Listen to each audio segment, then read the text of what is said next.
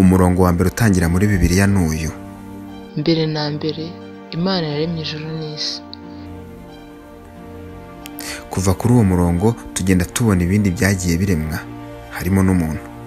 Imana iravuga iti tureme umuntu agira ishusho yacu ase natwe, batwara amafi yo mu nyanja n'inyoni n'ibisiga byo mu kirere n'amatungo n'isi yose n'igikururuka hasi cyose. Imana irema umuntu ngo agire ishusho yayo, afite ishusho y'Imana niko yamuremye, umugabo n'umugore niko yabaremye. Iyi yaba ariyo nkomoko y'isanzure? Isanzure ni iki? Isanzure ni buri kintu cyose kiriho, yaba ikigaragara tubonesha amaso ndetse n'ikitagaragara. Ubwo barema igihe, time, imbaraga, forces, imibumbe, ibinyabuzima ndetse n'ibindi byinshi. Mu myaka isi maze abantu bagendaga barushaho kugenda bashakashaka uburyo bamenya inkomoko y'isanzure ndetse n'ikiribeshejeho ndetse n'aho rigana. Hari ubu buryo bibiri bigaragaza, ariko kandi hari n'ibindi bitandukanye bifatwa nk'impamvu, ibiriho ubu, biriho. Hamwe n'aba bavandimwe tugiye gufatanyiriza hamwe kureba koko niba twabasha kumenya iby'ukuri ku nkomoko y'isanzure, tukabasha kumenya icyarishyizeho, niba kandi hariho uburyo bwo gusabana n'icyo cyarishyizeho, niba kandi hariho uburyo icyo cyarishyizeho cyamenywa. Tunarebe koko niba icyarishyizeho ariho gifata imyanzuro ya nyuma ku biriberamo. Ukomeje gukurikirana Guhamya TV. Ngende nta kiruta Imana Mico Patience. Ikibazo si uko wibaza ku nkomoko y'isanzure. Ikibazo ahubwo gishobora kuza kuba igisubizo urubuze gukuramo uri kwibaza ku nkomoko y'isanzure. Kuva na kera kose tubona ko abantu bamwe bibaza ku nkomoko y'isanzure. Ntabwo ari ibyamagingo aya, kuva kera nyine icyo kibazo kibazwagaho, ku buryo urebye nka filozofi y'abagiriki ijya kuvuka, ahantu yazamukiye cyane n'ibyo bibazo bibazaga ibintu biriho, inkomoko yabyo. Mu by'ukuri rero iyo uri kureba ubona nyine icyo kibazo ari ikibazo nyine cyakomeje kwibazwa kuva mu bihe bya kera, ndetse n'iki gihe umuntu waba utakibaza nyine yaba ari umupfapfa. N'abanyarwanda bajya bavuga ngo utazi yava ntamenye yajya, kabone nubwo bajya babivuga bigaherera mu muco n'amateka yabo gusa, ukagira ngo nibyo byatangiye kurema isi, ariko ubundi nyine ni ikibazo gikunze kwibazwa, ndetse ku buryo umuntu wese yakabaye yibaza nyine ngo ibintu byose byatangiye bite, bibeshejweho n'iki, bizagenda bite. Mu iyi si yamwe yuzuye imitekerereze, ntibyari gukunda ko abantu bari kureba ibintu bihari hanyuma kandi ngo biturize batari kumenya inkomoko yabyo. Kuba abantu bagenda bahagaze, inyamaswa zimwe na zimwe zikuba inda, izigendesha amaguru ane, kuba amazi atemba, ibiti bihagaze, izuba, ukwezi, inyenyeri ndetse n'ibindi byose biri mu bigize isanzure tubasha kubonesha amaso. Ibi byose byateye abantu kwicara bibaza ku nkomoko yabyo, bityo ibitekerezo byabashije kumenyekana. Hari icyo byagiye bivuga, ibyo twita ngo ni filozofi.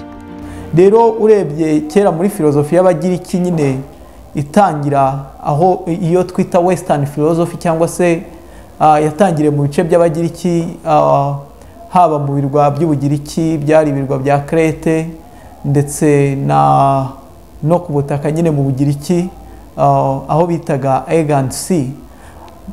Ubona nyine ari aho hantu iyo filozofi yazamukiye, cyangwa se iyo mitekerereze yazamukiye. Ni ukuvuga ngo ni igihe abantu batangiye kwibaza nyine ku bibazo birenga ubuzima babayeho. Ikindi cya kabiri, bakava mu migenzo nyine yari yarabaye akarande, bakomeza gutekereza ko ari ibintu bituruka. So rero bibazaga nyine ibintu byose byaba biturukaho, cyangwa se ibintu byose bitangira byatangiye bite.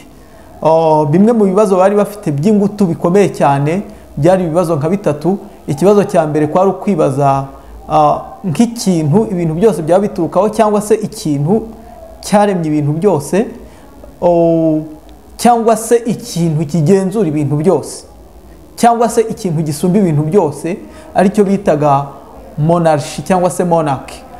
Monarchy iyo uri kubireba ni ijambo rifite amagambo abiri, rifite ijambo rya mbere ryitwa mono bisobanura rimwe, ikagira irindi jambo ryitwa arc ni ijambo nyine rishobora gusobanura shefu, mukuru cyangwa se ikindi kintu. Ariyo mpamvu nk'umuntu uhagarariye ababishop bamwita archbishop nyine ni umuntu nyine uba uhagarariye ababishop bose. Umumarayika uhagarariye abandi bamarayika bamwita archangel cyangwa se archange, nyine ni umumarayika mukuru. So rero monarch kwari ukwibaza nk'ikintu kimwe cyaba gihagarariye ibintu byose cyangwa se ibintu byose bifiteho inkomoko. Icyo nicyo kibazo nyine bibazaga cyane.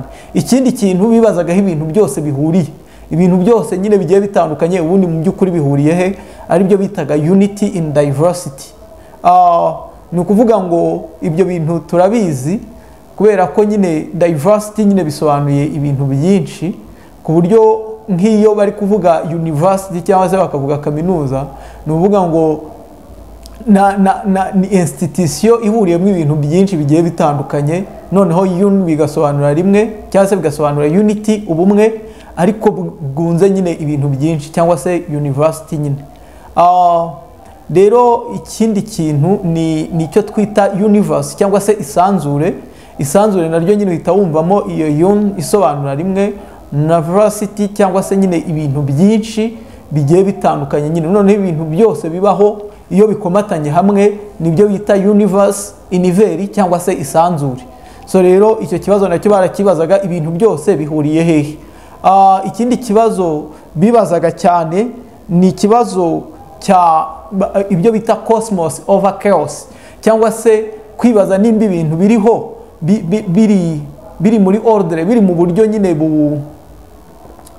bufututse budafite akajagari, cyangwa se nimba byose biriho nyine ku bw'amahirwe bikaba bifite akajagari nyine kenshi. Chaos bisobanura akajagari, cosmos bikaba ari bisobanura nyine ikintu kimeze nk'aho ari ibintu biri hamwe, biri ku murongo cyangwa se bifite ordre. Rero duhereye ku bafilozofe nyine bo muri kiriya gice cy'iburengerazuba cyangwa se abo bita western philosophers, umuntu tubona bwa mbere kera cyane ni uwo bita Thalesi, ndetse abantu bize imibare bazi ireme rya Thalesi cyangwa se icyo twita theoreme de Thalesi cyangwa se Thalesi theorem. Nyine ni umwe mu bahanga babayeho cyane ku buryo bamwita ni father of western philosophy cyangwa se umubyeyi w'icurabwenge ryo mu burengerazuba. Thalesi rero we mu gukusanya ibintu byose, we yavuze ko chief cyangwa se monarch cyangwa se ikintu ibintu byose biturukaho ari amazi. Ikintu yagendeyeho we nyine yavugaga ko amazi, ibintu byose bibaho nyine bikenera amazi. Nicyo kintu yavugaga, ibifite ubuzima nyine bikenera amazi kugira ngo bibeho. Ariko nanone akongera akavuga ko mu by'ukuri impamvu amazi ari yaturukaho ibintu byose nuko amazi ashobora kuba mu bihe bitatu bitandukanye. Ashobora kuba mu bisukika, akaba muri solide cyangwa se ibifatika, noneho yarangiza akaba no mu mwuka, biterwa naho nyine amazi wayashize. Rero Thalesi icyo gihe yaricaye we ku bwenge bwe, nubwo ibyo bintu dushobora kwicara nyine tukumva ni ubusazi, ariko avuga ko nyine ibintu byose bibaho bikomoka ku mazi. Mu by'ukuri iki gihe kubera ukuntu ubumenyi buri kugenda bwiyongera, dushobora kwicara tukumva nyine ni ubusazi, ariko ku gihe cya Thalesi ntabwo ibyo bintu byari ubusazi, kubera ko yari avuye nyine mu migenzo yari isanzwe. Nko mu Rwanda murabizi tugira umugenzo ujya uvuga ngo ubwanwa ngaho bwaturutse ngo ni ibigori ngo bwahinganye ngo ibigori ngo n'inzara, ngo noneho inzara ngo ibisarura yonyine, ngo ubwanwa ngo burayikurikirana, ngo buri gushaka kuyibaza, ngo inzara ngo yinjira ngo mu mugabo, ngo ubwanwa buhita buguma ku kananwa, nuko ubwanwa bwagiyeho. So kera rero niyo bajyaga gukekeranya ibintu byose babibaraga nk'ibyo bintu nyine bipfuye. Thalesi rero kuvuga ko nyine ibintu byose biriho byaturutse ku mazi, yari afite ikintu gikomeye cyane, kuko nibura yari ari kureba ikintu nyine ibintu byose bishobora gukomokaho. Nubwo nyine tubitekereje twakumva ari ikibazo. Nyuma ye rero hajeho abantu bamukurikiyeho, abo twita pre-Socratic philosophers cyangwa se abafilozofe babayeho mbere ya Socrate, barimo abo bita Pythagorean cyangwa se abafilozofe nyine bakuye filozofi yabo kuri Pitagore, bo bari gushaka icyo kintu ibintu byose byakomotseho, noneho bakibaza bakabishakira mu bibazo bine. Baravuga ati icyo kintu gishobora kuba gifatika cyangwa se kidafatika. Ikindi cya kabiri, icyo kintu gishobora kuba ari ikintu kimwe cyangwa se ari ibintu byinshi. Ubwo rero kwari ukureba nyine ikintu nimba nyine ibintu byose bishobora kuba bikomoka ku bintu byinshi, cyangwa se bikaba bikomoka ku kintu kimwe, cyangwa se bikaba bikomoka ku bintu byinshi bifatika, cyangwa se byinshi bidafatika, cyangwa gifatika, cyangwa kimwe gifatika, cyangwa kimwe kidafatika. Rero urumva nka Thalesi we avuga amazi yari yavuze ko bikomoka ku kintu kimwe kandi gifatika. Nituza kubyumva nyine turaza kubyumva ko byakomotse ku kintu kiri physical gifatika. Ikindi cya kabiri kandi ari ikintu kimwe kuko amazi nyine ni ikintu gifatika. Rero abandi bantu bagiye bakurikiraho ugiye ureba bapropose ibintu bine, aribyo n'iki gihe bajya bita ngo ni element, ngo ni 4 basic elements, cyangwa se ibintu bine byifatizo ibintu byose bishobora kuba biturukaho. Ibyo bintu bine bavuga ko ari isi, earth, bakavuga umuriro, fire, bakavuga amazi, water, bakavuga n'umwuka. Ibyo bintu rero birimo ibifatika n'ibidafatika.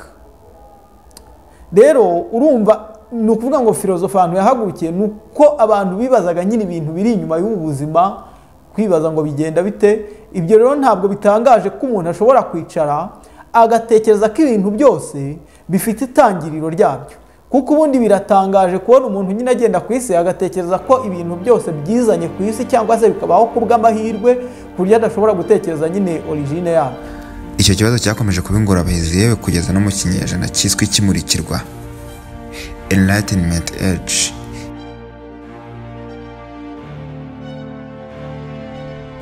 Ni mu mpera z'ikinyejana cya 17 kugeza mu kinyejana cya 18, aho uwitwa Charles Darwin nyuma yo gutembera ku kirwa cya Galapagos, imwe mu ntara imwe yo muri leta ya Equateur iherereye mu nyanja ya Pasifika, yagerageje kwerekana inkomoko y'ibinyabuzima dufite ubu ngubu mu gitabo cye yise ngo ni On the Origin of Species by Means of Natural Selection, cyangwa se inkomoko y'ibinyabuzima bishingiye ku mahitamo karemano.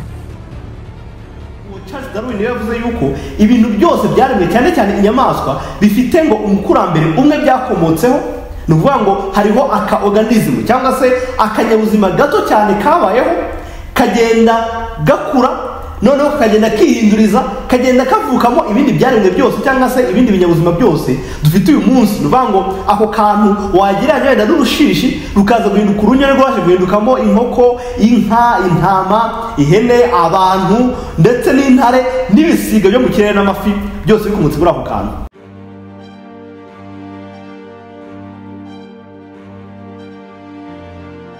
Muri urwo rugendo rwose kuva kuri uwo sogokuruza umwe, ibyagiye bikomeza kubaho, aho byagendaga byiyadabuta bikisanisha naho kugira ngo bikunde bibeho, natural selection. Hahandi ngo ujye ubona ko bikomeje kwanga igahitamo kunamuka icyara amaguru y'imbere ikakigira amaboko, ibindi bigaterwa nuko byabashije gutsinda urugamba rwo kubaho, survival of the fittest.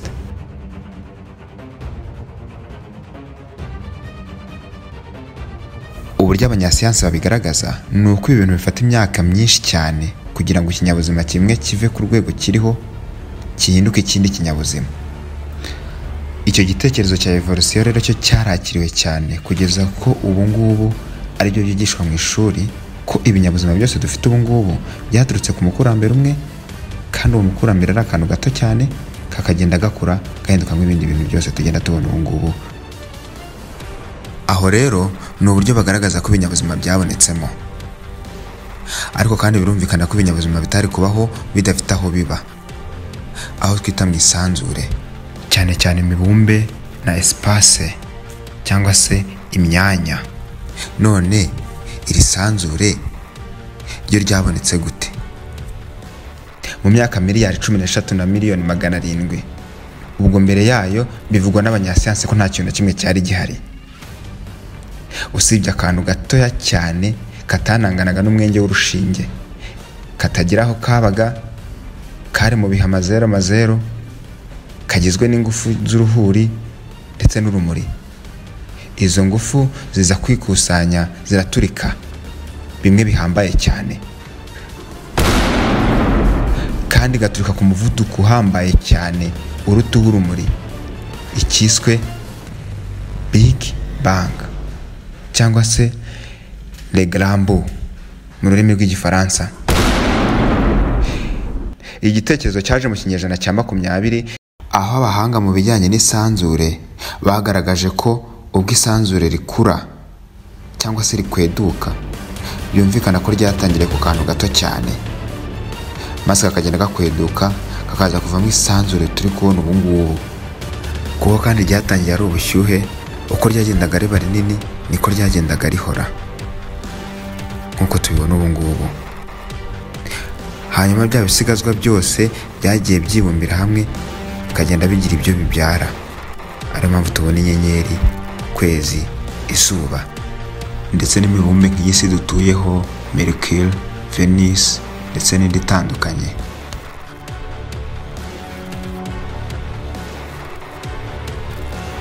Muri byo kandi no haje kuvamo n'aka kanyabuzima twabonye katurutseho ibintu byose by'ibinyabuzima tubona ubu ngubu. Ikibazo umuntu ashobora kwibaza hano ni ukwibaza uburyo nta kintu ishobora kuvamo buri kintu.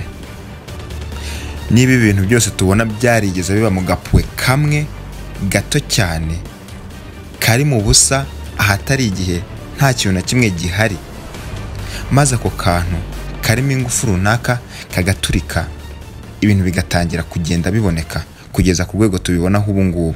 Nta gushidikanya Big Bang igaragaza yuko kubaho kwa byose byaturutse mu mahirwe. Aha twakwibaza, ese yaba evolution ndetse na Big Bang byose byahura n'amategeko y'isuzumabumenyi bushya muri siyanse? Buri gihe iyo twiga siyanse batubwira yuko ngo a scientific experiment cyangwa se kugira igeragezwa ryo muri siyanse kugira ngo ryemerwe ni uko icya mbere ikintu tugiye kugerageza ari ikintu umuntu ashobora kuba yareba akabona koko yuko kiri kugenda gihindagurika nk'uko ari kubivuga, hanyuma kandi kikaba kiri icya mbere ngo cyumva ko kiri observable.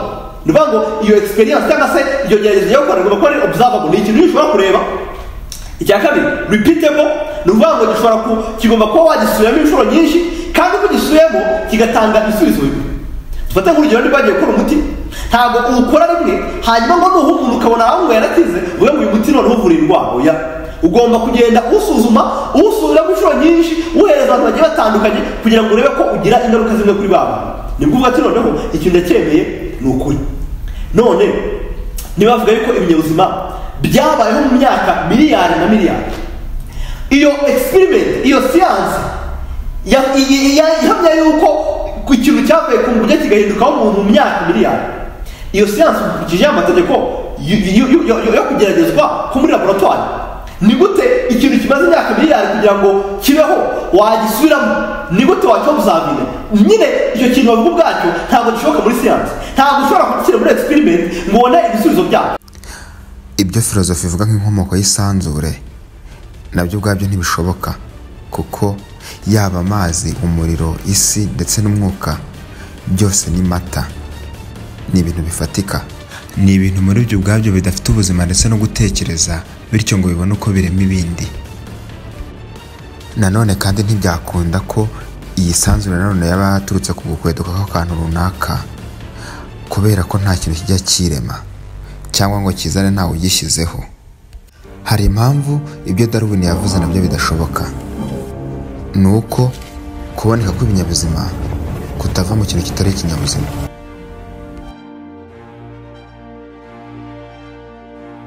Abantu mu gihe cya Darwin bibwiraga yuko kugira ngo ikinyabuzima kibeho hasabwa ibintu bikeya cyane. Ni ukuvuga ngo hasabwa wenda igihe runaka, hagasabwa imbaraga runaka, force, hagasabwa energy, hagasabwa ndetse nyine ibyo bintu bitatu birahagije kugira ngo ugire time, space. Ni ukuvuga ngo igihe, ahantu ndetse n'icyo kintu kiri gukorwa ubwacyo, the matter, icyo kintu gifatika. Noneho ngo hakabaho energy and force cyangwa se imbaraga zisunika kugira ngo icyo kintu kive ku rwego runaka kize guhindukamo ikindi. Ariko siyanse igezweho iki gihe igaragaza ko ibyo bintu uko bitanu bidahagije kugira ngo ikintu kive ku rwego runaka kigere ku rundi. Ntabwo bihagije kugira ngo ikintu kibe cyanava aho kiri kigera hano. ahubwo hari indi factor cyangwa se hari ikindi kintu begerejemo aricyo cyitwa information. Ni ukuvuga ngo n'ikimera ubwacyo kugira ngo kive mu mizi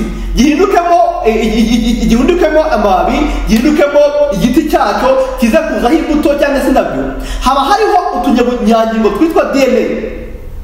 Iyo DNA ibiri muri tunyangingo twose niyo igenda itanga amakuru kuri icyo kimera y'uburyo kigomba kuba giteye, indeshyo kizagira, amabara kizagira, amababi yacu uko zabateye, indabyo zacu uko zizaza, imbuto zacu uko zizaza ziryoshye cyangwa se zisharira. Ibyo byose biri muri utwo tuntu twitwa DNA turi muri buri kanyangingo. Izo information cyangwa se ayo makuru yanditse neza ari muri buri kinyabuzima cyose, ayo ngayo ntabwo Darwin yari azi amakuru yayo, kandi ayo ni ngombwa kugira ngo buri kinyabuzima cyose kibeho, kubera ko buri kinyabuzima kigizwe n'utunyangingo, kandi utwo tunyangingo kugira ngo twireme bikomoka kuri ayo makuru ari muri DNA.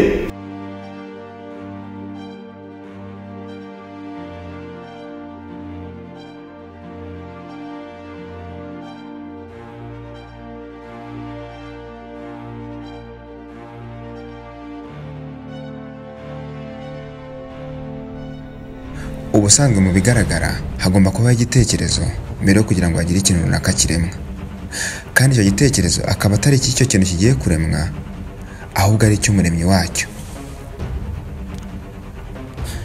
DNA rero igaragaza ko mu biriho byose nta na kimwe cyabayeho kubw'amahirwe, ahubwo twakwibaza tuti ibi byaremwe bitwereka iki?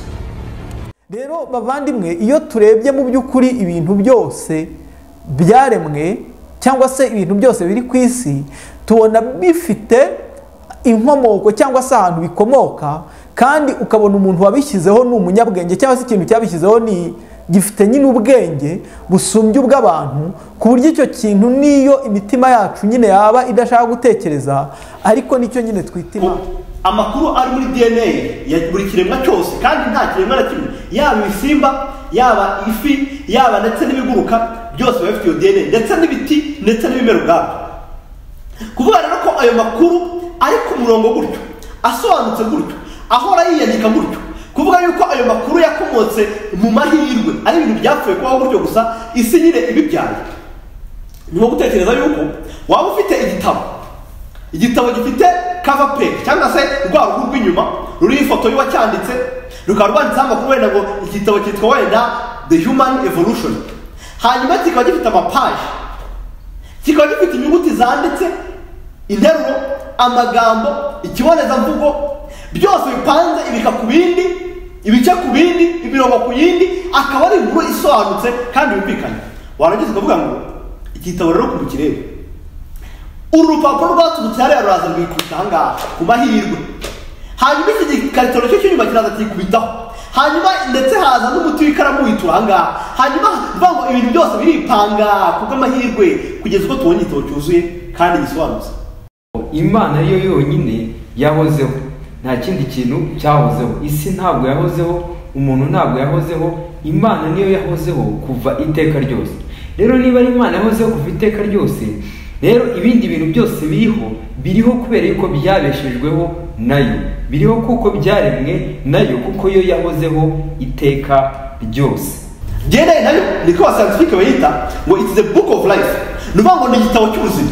Niba icyo gitabo cy'ubuzima kiyanditse nta mwanditsi uhari, abantu bavuga yuko nta Mana ihari yaremye ibintu ifite ubwenge itekereza, ni gute iyo DNA yagezeho ayo makuru asobanutse ari ku murongo kandi umuntu ashobora gusoma akoresha mudasobwa? Muri gatigisimu y'ababatisita bavuguruye hari ikibazo kibaza ngo ese umurimo wo kuremwa cyangwa se umurimo w'iremwa ni uwuhe? Noneho igisubizo kuri icyo kibazo kiravuga ngo umurimo w'iremwa ni Imana yaremye ibintu byose ibikuye mu busa, hanyuma ngo ibiremesha ijambo ry'ububasha cyangwa se ry'imbaraga ryayo, noneho ngo kandi ibirema byose ari byiza. Mu gihe evolution igaragaza yuko kuba ibyaremwe bigenda bigira ibyo bihuza, byaba bisobanuye ko byaba byaraturutse ku mukurambere umwe, ariko ntabwo aricyo bisobanuye, ahubwo byaba bisobanuye ko byaremwe n'umwe ufite intekerezo zimwe kandi abigambiriye. Nk'uko muri aka kanya umuntu abonye moto akabona n'igare, atahita atekereza yuko ari igare ryahindutsemo moto, ahubwo yatekereza ko uwabikoze cyangwa se ababikoze bari bafite igitekerezo kimwe cyo kugira icyo kintu bakora kimeze gityo. Hagomba rero kuba hariho Imana ariyo yaremye ibi byose, ikabirema ibikuye mu busa ex nihilo, ikabiremera kandi kugira ngo bigaragaze ikuzo ryayo. Ni ngombwa rero ko umuntu amenya yuko hariho umuremyi, akamenya ko hari amushyizeho, akamenya kandi ko hari uwashyizeho aho hose agenda, akamenya ko byose biriho hari uwabishyizeho kandi ubitegekera uburyo bibaho. Iyo turi kureba tubona hari imbaraga nyine ziri inyuma y'ibindi bintu byose byaremwe, ahubwo ikibazo ni ikintu gishobora gufata umuntu kikamushyira ku rugero rwo kumva ko izo dushobora kumva imbaraga cyangwa se itangiriro ry'ibintu byose ari Imana. Ariko bibilia igihe bivuga neza iri gutangira mu gice cya mbere cy'igitabo cy'itangiriro, ikavuga ngo mbere na mbere Imana yaremye isi n'ijuru. Mu by'ukuri ni ukugira ngo ubwenge bwacu buhite busitopinga cyangwa se buhagarare, bumenye ko ibintu byose bifite itangiriro kandi itangiriro ryabyo ari Imana, kandi kugira ngo Imana ireme ibintu byose birasaba ko yo yahozeho, kuko nayo ibaye yararemwe nyine ubwo icyaba cyarayiremye niyo yaba ari Imana. Ubwo rero Imana yahozeho kandi tubona nyine Imana ifite ubuzima muri yo no gutekereza ku buryo ibasha kurema ibintu biri kuri gahunda, ikarema umuntu utekereza, igacomekanya ingingo ze ku buryo umuntu akora nk'uruganda ruhambaye. Ibi byose n'abavandimwe bigaruka kuri cya kintu ngo mbere na mbere Imana yaremye ijuru n'isi. Ni ukuvuga ngo iby'Imana, ibintu byose biri ku isi, ibigaragara n'ibitagaragara ndetse n'ibiri hejuru y'isi, ibyo byose n'Imana yabishyizeho. Kandi Imana yo ifite ubwenge, iri hanze y'ibihe, niyo yari ifite ububasha bwo kurema ibintu bifite gahunda, biteye nk'uko nyine tubona isi imeze, bitajagaraye. Kubera ko akavuyo no kujagarara ntabwo bishobora kubyara ibintu biri ku murongo bitungana, ahubwo byabyara n'ubundi bintu bijagaraye nk'uko ako kavuyo nako gakomeza. Ariko ubwenge butekereza buri ku murongo nibo bonyine bushobora kurema isi, bukarema ibiti, bukarema inyamaswa, byose bitunganye kandi biri ku murongo nk'uko wabiremye nawe ameze.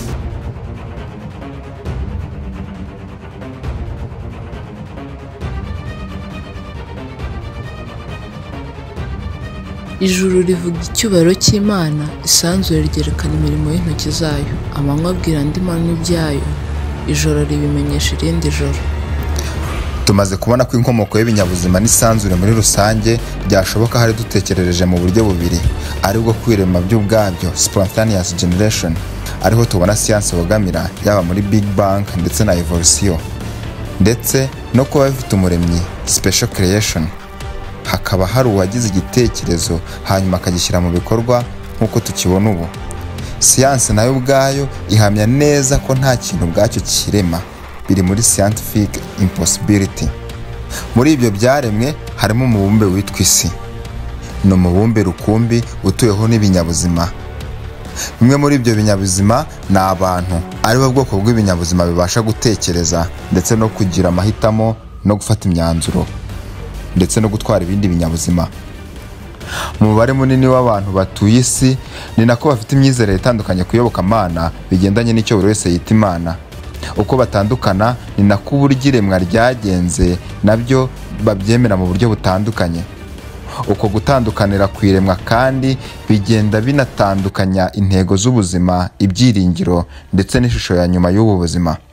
Aba ni abitwa Abahindu, abazwi nka Hinduism, imyizerere ifite imbaraga cyane mu duce twa Aziya. Abahindu ni abantu bakuye izina ryabo ku mugezi wabo witwa gutyo nyine, nk'uko tubikesha dokima zabo zimwe na zimwe. Ubusanzwe biragoye kugira ngo ugire amakuru bamenyaho kubera ubuke bw'inyandiko zabo zibaranga, ariko ni ibi bizera ku iremwa. Cyambere nuko bafite imana nyinshi, ariko hariyo twavuga ko ariyo izikuriye, niba ariko twabyita. Hari imana bita Brahma ni imana bavuga ko ari imana nkuru, niyo imana irenze izindi. Ubundi bivuga ko ari imana yavuye mu igi, unigi ryari ririho hanyuma riramereka, iyo imana ivamo, cyangwa se bakongera kubisobanura no kuvuga ngo ni imana nyine yiremye ubwayo. Iyo mana rero nyuma yo kuva muri iryo gi, nyuma yo kubaho, niho yaje kurema izindi mana. Avuga ko yaremye izindi mana, ikarema abantu, ikarema n'amadayimoni, niko babisobanura, ikarema n'abagore bayo. Umwe mu bagore bayo ari abo bita ari izo bita za Shiva n'izindi mana kazi z'abagore nyine, bityo bikaba nyine iyo mana yitwa Abraham ariyo nkuru mwiremwa irema ibindi bintu. Bavuga ko ari akarabo bita lotus flower ariyo yafashe ikagasaturamo inshuro 3, irema ikirere, irema igicu, irema n'isi, ijuru, ikirere, irema n'isi. Hanyuma nyuma y'aho ngaho akaba ariho igenda irema abantu. Hari ibyo bita ngo ancestors, abo twakwita abakurambere. Ibyo byose n'ibyo yagiye ireba muri ibyo bihe.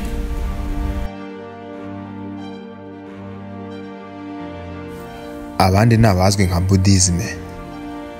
Ni imyizerere nayo izwi cyane cyane muri za Aziya. Ni idini rikomora imyizerere yaryo ku witwa Buddha. Ahantu hatandukanye nko mu Buyapani, mu Bushinwa ndetse na Korea n'utundi duce twinshi two muri Aziya, niyo myizerere bafite. Nabo bafite uko bemera iremwa. Nta kintu na kimwe bavuga ku iremwa, bavuga ko nta remwa ryabayeho. Bavuga ko kuremwa kutigeze kubaho, ahubwo buri wese afite isoko yo kubaho muri we ubwe. Niko basobanurira ngo afite isoko yo kubaho muri we ubwe indani. Buddha niwe wavuze ko nyine nta kuremwa kwabayeho, kubera ko niwe muntu bafata nk'icyitegererezo cyangwa se ariwe muntu bakurikiza, ariwe muntu nyine uyobora imyizerere yabo. Nk'uko nabivuze, uko imyumvire ku iremwa itandukana, birangira n'ibindi byose bigenda bitandukanye. Abagenda bagaragaza ko meditation muri ubu buzima ariyo nzira yabo y'imibereho. Kumedita mu Kinyarwanda wenda turabizi, abantu benshi bakoresha ayo magambo. Ni uburyo nyine bw'imitekerereze, cyangwa se ni uburyo according kuri aya madini Hinduism na Buddhism bavuga ko ari ubuzima bwo kubaho batekereza, cyangwa se bagafata igihe gitoya cyangwa se kinini, ko hari ababikora ubuzima bwabo bwose bakiharira ubwo buzima. Bavuga ko ari uburyo nyine babaho bakakalma intekerezo zigatuza, bakiringagiza ibibazo by'isi, bikaza kubafasha mu buryo bwo muri iyi si nyine, uburyo babayeho, uburyo ngo bari birengagize ibintu bibi, ibikorwa bibi, energy mbi, ibintu nk'ibyo ngibyo.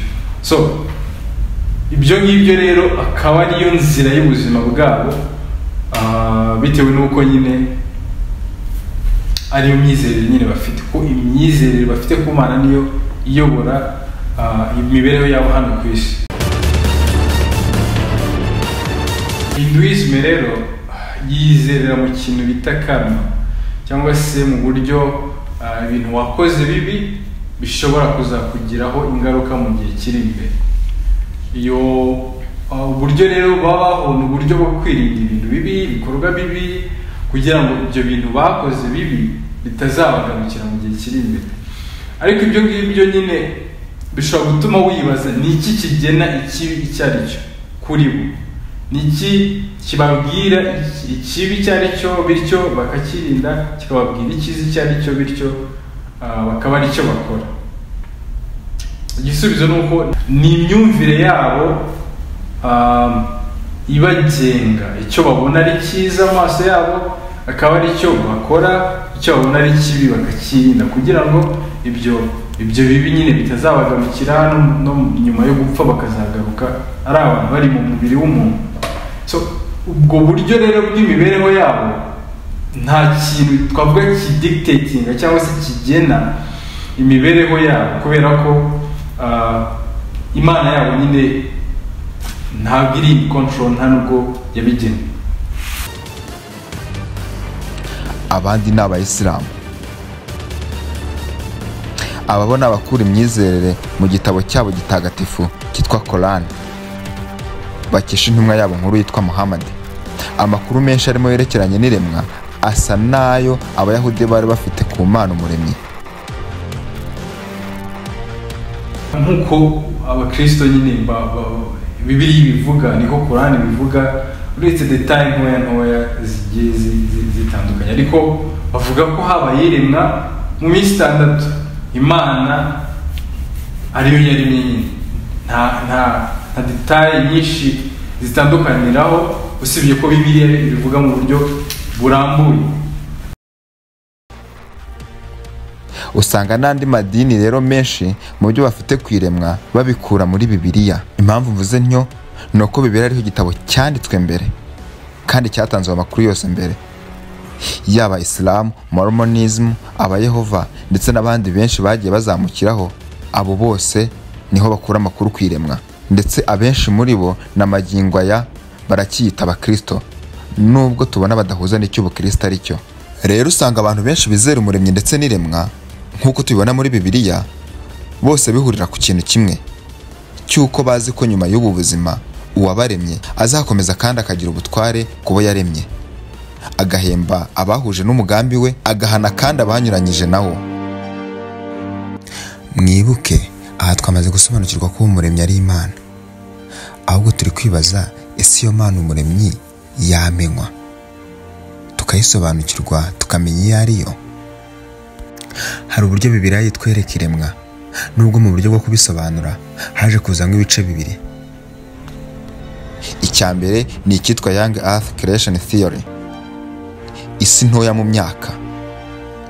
Aba ni abafata itangiriro nk'uko ryanditse, bemera ko Imana yaremye mu minsi 6 kandi ko ari umunsi ugizwe n'amasaha 24, hanyuma ku munsi wa 7 Imana ikaruhuka nyine nk'uko tubibona byanditswe. Kuko iminsi 6 ari Uwiteka yaremyemo ijuru n'isi n'inyanja n'ibirimo byose, akaruhuka ku munsi wa 7. Nicyo cyatumye Uwiteka umugisha umunsi w'isabato akaweza. Bituma iyo babaza imyaka isi maze bemeza ko itarenga imyaka 10,000. Hanyuma hakabona ikindi gice aricyo cyitwa Old Earth Creation Theory, isi maze imyaka myinshi, aho usanga benshi mu bemerera ibi ari abahuza bibiliya ndetse n'imitekerereze ya siyanse. Kamwe mu duce tugize iyi Old Earth Creation Theory ni akitwa Day Age Creation Theory. Iyi isobanura ngo uriya munsi ubundi bibiliya ivuga, aho Imana ivuga ati ngo aho bibiliya nyine tubwire ngo nyine Imana yararemye umunsi urira ubundi buracya, uwo munsi wa mbere. Mu yandi magambo uwo ntabwo ari umunsi wa mbere, ntabwo ari umunsi umwe, ntabwo bavuga ngo ni amasaha 28, ahubwo nuko igihe bibiliya yakoreshaga ijambo umunsi yawukoresheje ishaka mu by'ukuri kuvuga imyaka myinshi, miliyoni cyangwa se ubundi miliyari. Rero nyuma y'ibyo ngibyo bakabigendera bavuga ngo imisi nyine irashaje. Mu yandi magambo ni nko kuvuga ngo ntabwo uriya munsi ufite amasaha 20, ahubwo uriya munsi ugaragaza imyaka myinshi, miliyoni cyangwa se miliyari. Iyo niyo Day Age. Akandi gace ni akitwa Gap Age Theory. Iyo Gap Age Theory ni ukuvuga ngo mu itangiriro igice cya mbere umurongo wa mbere, aho bavuga ati ngo Imana yaremye ijuru n'isi, aho ukihavuka ajya ku murongo wa 2 ati mu by'ukuri hagati aho ngaho harimo gap cyangwa se harimo umwanya muremure. Ubundi basobanura ko Imana imara kurema isi n'ijuru, ubwo nyine bo bahita bavuga ngo yabiremye ari byiza, ariko nyuma yaho hakaba kwangirika gukabije. Nyuma yo kwangirika niho noneho duhita tubona ku gice cya 2 nyine batugaragariza ukuntu isi nta shusho ari ifite. Ni ukuvuga ngo harimo gap hagati y'umurongo wa mbere n'uwa 2, kandi iyo gap cyangwa se umwanya nawo ufite indi myaka myinshi cyane, indi miliyari nyine cyangwa se miliyoni. Iyo noneho ugasanga nyine n'indi view. Akandi nanone nakitwa theistic evolution. Theistic evolution cyangwa se abantu bavuga ngo Imana n'ubundi yaremye isi ndetse n'isanzure, ariko nyine mu buryo bwa evolution cyangwa se mu buryo bw'imyabuzima bigenda bihindagurika. Ni ukuvuga ngo wenda Imana yashimye kurema ibiriho byose ari abantu n'isi ndetse n'isanzure n'ibiriho nyine byose mu buryo bwa evolution. Ni ibintu nyine byagiye byivolvinga. Ni ukuvuga ngo ntabwo yahise wenda irema umuntu kuri rimwe, ahubwo wenda yaremye urushishi, urwo rushishi rurakura ruba imbwa, ipusi irazamuka mpaka umuntu abonetse. ati kandi ibyo ngibyo nabyo byafashe igihe kirekire cyane. Ibyo rero bigakomeza nyine bivuga ko isi ishaje cyangwa se n'isanzure n'irimo byose bishaje kurusha ibindi byose. Umuvandimwe akomeza kudusobanurira yagerageje kutwereka ibintu bitatu bikomeye twagwamo turamutse twemeye ibyiremwa nk'isi ishaje. Nuko tubona ko haza reinterpretation of scriptures, ni ukuvuga ngo mu kongera gusobanura ibyanditswe byera mu buryo mu by'ukuri biritavuga. Iyo uje kukavuga ngo isi maze imyaka miliyari 5 ntabwo aba ariko bimeze, kuko nujya kuvuga gutyo biraza gusaba ko hari byinshi ujya guhindura mu byanditswe byera, cyane cyane nyine mu itangiriro. Icyo rero nicyo kibazo cya mbere. Ikibazo cya kabiri rero nuko bihita bijya ku kibazo cya doctrine cyangwa se cya theology mu bumenyi bw'Imana bwabyo, ndetse mu buryo bw'umwihariko ubutumwa bwiza. Ni ukuvuga ngo abantu bose bavuga ko isi ishaje imaze iyo myaka ingana gutyo, ni ukuvuga ngo bavuga ko mbere y'uko n'umwana w'umuntu akora icyaha mu itangiriro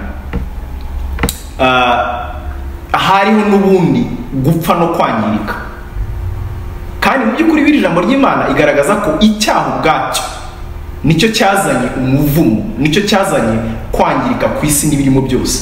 Ubwo rero iyo uvuze ngo mbere y'uko Adamu na Eva baremwa, mbere y'uko bakora icyaha, n'ubundi uko kwangirika ndetse n'uko gupfa kw'ibinyabuzima bitandukanye kwahozeho, aho rero aba ari clear contradiction. Ariko mu by'ukuri tuza kubona ko Adamu na Eva baremwe ku munsi wa gatandatu. Mu yandi magambo, mu yindi minsi yose yabanje nta kwangirika kwari kuhari. Rero iyo uvuze ko isi ishaje, ni nko kuvuga ngo muri iyo minsi yose n'ubundi yabanje harimo kwangirika, kubera ko n'ubundi nyine habanje kuba imyaka myinshi, za miliyoni na miliyaride nyinshi cyane. Icyo rero ikibazo bihita bitera no kuvuga ngo Adamu wa kabiri ariwe Kristo waje gupfa kugira ngo icyo cyaha agikureho, ndetse n'umuvumo wose akureho, bihita bita umurongo wa nyawo. Ni ukuvuga ngo n'ubundi Yesu Kristo ntabwo yaje gukuraho umuvumo, kubera ko n'ubundi wahozeho nuko mbere Adamu yari ahari. Urumva icyo kibazo rero gihita kijya ku butumwa bwiza. Kandi mu by'ukuri tubona mu byanditswe byera ko ibyaremwe byose nyine bigroaninga, nyine bifite uko gutaka, bifite uko kuniha, yuko byose byabaye subjected cyangwa se byashyizwe mu bubata n'uwabiremye. Rero icyo ni ikibazo rero kiri theological cyangwa se cy'ubumenyi bw'Imana. Ndetse uretse n'icyo ngicyo nuko duhita tubona ko uko Imana yagendaga irema ibintu byose yavugaga ngo yaremye ikintu ibona ari cyiza. None ni gute uvuga ngo muri iyo minsi yose mbere yuko Imana irema Adamu ibyo bintu byari byiza kandi harimo kwangirika? Ubwo nyine ni nko kuvuga ngo Imana yaremaga ibintu muri ubwo bwangirike, n'ubundi igakomeza ikavuga ati ngo ni byiza. Kandi mu by'ukuri tubona ko ibintu byose Imana yabimenye muri perfect, nta kwangirika na kumwe kubaho kugeza igihe cy'icyaha. Ni ukuvuga ngo rero iyo vyo kuvuga ko isi ishaje ntabwo yashoboka. Kubera iki? Kubera ko mbere yuko Adamu na Eva bakora icyaha nta kwangirika kwari kuhari.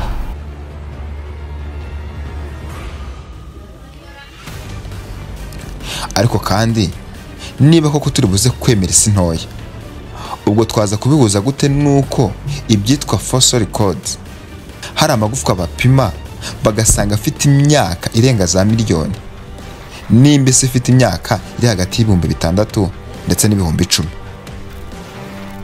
Ubwo ayo magufwa yaba yaravuye? Dushingiye kuri siyansi ibyo bintu bishoboka gusa dutekereje mu buryo butatu kandi butandukanye. Ubwa mbere ni uko umunsi utari kuba ugizwe n'amasaha 24, ubwo bikaba bishatse kuvuga ngo aho bavuze umunsi bakaba barabavuze imyaka, ku buryo ikintu cyaremwe muri icyo gihe gishobora kuba nyine kizagira iyo myaka yose. Ubwa kabiri ni uko ayo magufwa barayakuye mu byangiritse mbere y'uko isi Imana yongera kuyirema, nk'uko muri gap age theory babyemera ko Imana yongeye karema, ariko ibya mbere byari byangije ubwo Satani yazaga mu isi. Icya gatatu, kuba bibilia yabiduha amakuru atariyo, kuko nta buryo mu myaka 600 twabonaho ikintu kimaze imyaka isaga za miliyari. gusa ikintu cyo kwitaho hano ni uko kuba hari ikintu siyansi yagaragaje bidasobanuye ko aricyo gipimo cya nyuma cy'ukuri, kuko twese tuzi yuko hari ibyo yagiye igaragaza ariko nyuma ikagaragaza ibitandukanye nabyo. Aha rero tubanze twumve yuko aya makuru bibiliya iduha, aya ngaya acanga abanyasiyansi, ari ukuri kuko byakozwe n'Imana kandi mu buryo bwayo bw'ibitangaza. ntabwo ari ngombwa ko bibiliya yarinda kwibeshya kugira ngo dupime ikintu tubona gisa nk'igifite imyaka myinshi, nyamara Imana yarakirenye mu myaka 2000 ishize gusa. Reka mbaho urugero rworoshye. Nk'ubu ngubu Imana imaze kurema Adamu ku munsi wa mbere, mu itangiriro cya mbere Imana imaze kurema Adamu, ahagaze imbere yayo itangiye kumuha amategeko. Uwari kumufata akamushyira muri laboratoire umugabo, agapima amagufwa ye, agapima umusatsi we, agapima amaraso ye, agapima ubwonko bwe, wari gusanga laboratoire ikwereka yuko uwo ari uruhinja rw'umunsi umwe? Ntibishoboka. Uri gusanga ari umugabo nyine ukuze ku buryo laboratoire rero kumupima ikabona afite nk'imyaka 100 cyangwa se 120. Ariko bigaragara ko ari amaze umunsi umwe wonyine. Bivuga ngo Imana yaremye uwo muntu yuzuye ku buryo ari kugihagarara cyangwa se maturity nk'iyo umuntu ufite iyo myaka yose, nubwo we mu by'ukuri iminsi amaze ku isi ari umunsi umwe wonyine. Niko rero n'Imana ijya kurema n'ibindi bintu byose, ntabwo yaremye ibitare ngo ibimaze imyaka 1000 n'ibihumbi byari bishonze kugira ngo bize kugira ngo bikomere abantu batangira kubikoresha. Ahubwo Imana yaremye isi yuzuye, ihamye kandi imeze koko nkaho ihagije kugira ngo abantu batangire kubikoresha. Kugira ngo tupimye urutare Imana yaremye n'ubutaka Imana yaremye n'igiti Imana yaremye, wagira ngo bimaze imyaka koko ingana icyo, kubera uburyo Imana biremyemo byuzuye kugira ngo bitangire gukoreshwa. Urugero rundi nabahawe ni nk'uko Imana yaremye Adamu na Eva ikabashyira muri Edeni. Ku munsi wa gatandatu Adamu yari amaze kugera muri Edeni, ku munsi wa karindwi ahari yatangiye kurya. Ese mutekereza yuko iyo tuza gupima ibiti byo muri Edeni twari gusanga igiti kimwe kigiye kimaze iminsi 6 kikaba cyeze imbuto ku buryo Adamu atangira kurya? Oya, uri gusanga wenda n'igiti kimaze imyaka 20 ukurikije ibyo siyansi igaragaza. Nyamara Imana yaremye ibyo biti byuzuye bifite ubuzima buhagije ku buryo uramutse wongera kurikiza ubwenge bwa kintu busanzwe wavuga ngo iki giti kugira ngo kibe kigize kuri uru rwego nuko cyaba kimaze imyaka yose. Nyamara Imana yakimaze iminsi 5 kikaba gikuze ku rwego ruhagije ku buryo kingana n'igiti kimaze imyaka 20 nk'uko ari kuvuga. Undi rugero nabaho wenda ni nka vino Kristo yahinduye mu bukwe bw'Ikana. Iriya vino usanzwe vino kugira ngo avuge yuko iryoshye cyane nuko imaze imyaka myinshi, imyaka 20, imyaka 30, ati iyi niyo vino imaze gushya neza iryoshye. None nimba abantu barebereho bagatangara bati iyi vino yari imeze gutya kucyo wayibitse ukaza kuduhimba. Mu by'ukuri Yesu yayikoze ku buryo iba imeze neza nka vino imaze n'imyaka 50 mu bubiko. Suko rero iyo vino yari imaze iyo myaka yose, ahubwo nuko Imana ifite ububasha bwo kurema ikintu mu mwanya kandi kikaza cyuzuye, gihamye, gitunganye ku buryo kigaragara ko kimaze igihe kinini nubwo cyaba kimaze umunsi umwe. Iyo bigeze mu bintu by'ibitangaza, mu by'ukuri siyansi nta kintu bifite cyo gusobanura. Siyansi icyo ibifite ni uguceceka ikaziba kubera yuko itabasha kubisobanura. Nta siyansi mu by'ukuri yabasha gusobanura ukuntu Yesu yagendeye hejuru y'amazi. Nta siyansi yabasha gusobanura ukuntu Yesu yahumuraga impumyi ndetse n'ibirema bikagenda. Nta siyansi yabasha gusobanura ukuntu Yesu yatubuye imigati akagaburira abantu 5,000. Nta siyansi yabasha gusobanura ukuntu Yesu yazuye Lazaro. Rero iyo bigeze mu bintu by'ibitangaza, siyansi niba ifite icyo gusobanura keretse wenda ikinyoma siyansi ishobora guhimba. Iyo Mana umuremyi rero niyo izi neza ibyo yaremye, izi neza n'uburyo yagiye ituma bigaragaza ko ariyo yabiremye, ku buryo nta wabona icyo yireguza kuko utemera Imana. Iyo turebye igitabo cy'itangiriro kiduha amakuru yose, aho tubona ko Imana yagiye iremesha byose ijambo ryayo.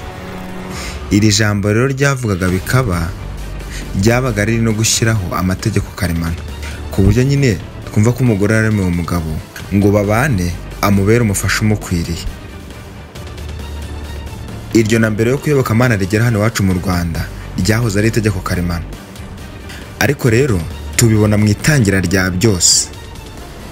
Kandi Uwiteka Imana iravuga iti si byiza ko uyu muntu aba wenyine, reka muremere umufasha umukwiriye. Uwiteka Imana isinziriza uwo muntu buticura arasinzira, imukuramo urubavu rumwe ahasubiza inyama.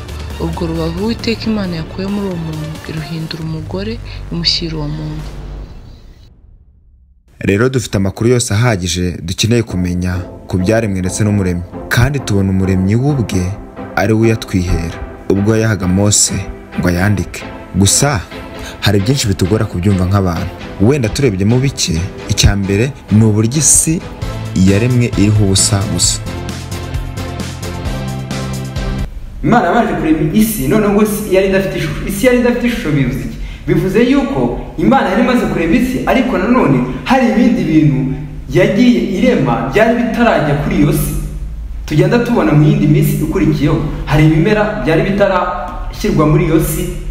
Kuvuga ngo isi yari ifite ishusho, ni ukuvuga ngo hari ibindi Imana mu muteguro wayo, mu bitekerezo byayo yagombaga gushyira muri iyo si. Noneho iyo si ikaba ifite ya shusho Imana ifite mu bitekerezo byayo.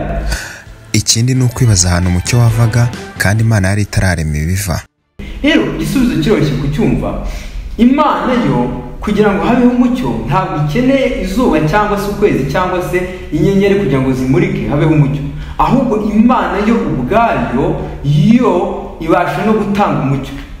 Ibyo bitabayeho Imana yo ubwayo ibasha gutanga umucyo. Rero ntabwo twajya gutinda twibaza ngo ku munsi wa kane ko ari Imana yaremye izuba, ubu umucyo abayeho gute izuba ritariho? Yego birashoboka rwose ko umucyo wabaho izuba ritariho, kubera ko Imana ubwayo yabasha gutanga uwo mucyo hatabayeho ko izuba ririho cyangwa ritariho.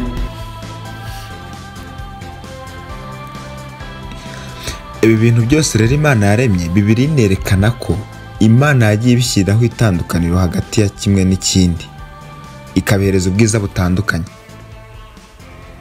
Ibiguruka, ibimera, ibyo mu mazi, ibyo byose twagiye tubona, izuba ndetse n'ibindi byose biri mu kirere, byose uko biri niko Imana yabigize. Kandi mu by'ukuri hari uburyo bitandukanyemo Imana yagiye bitandukanyemo. Iyo dusomye mu rwandiko rwa mbere rw'Abikorino ibice 15:41, mwumva ukuntu Pawulo aravuga ngo ubwiza bw'izuba buri ukwabwo.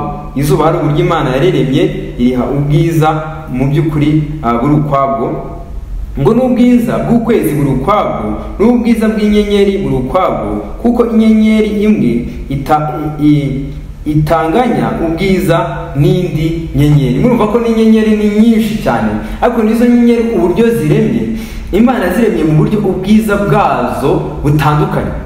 Biragaragara yuko ibi bintu byose Imana yaremye yabiremaga ku bw'icyubahiro cyayo.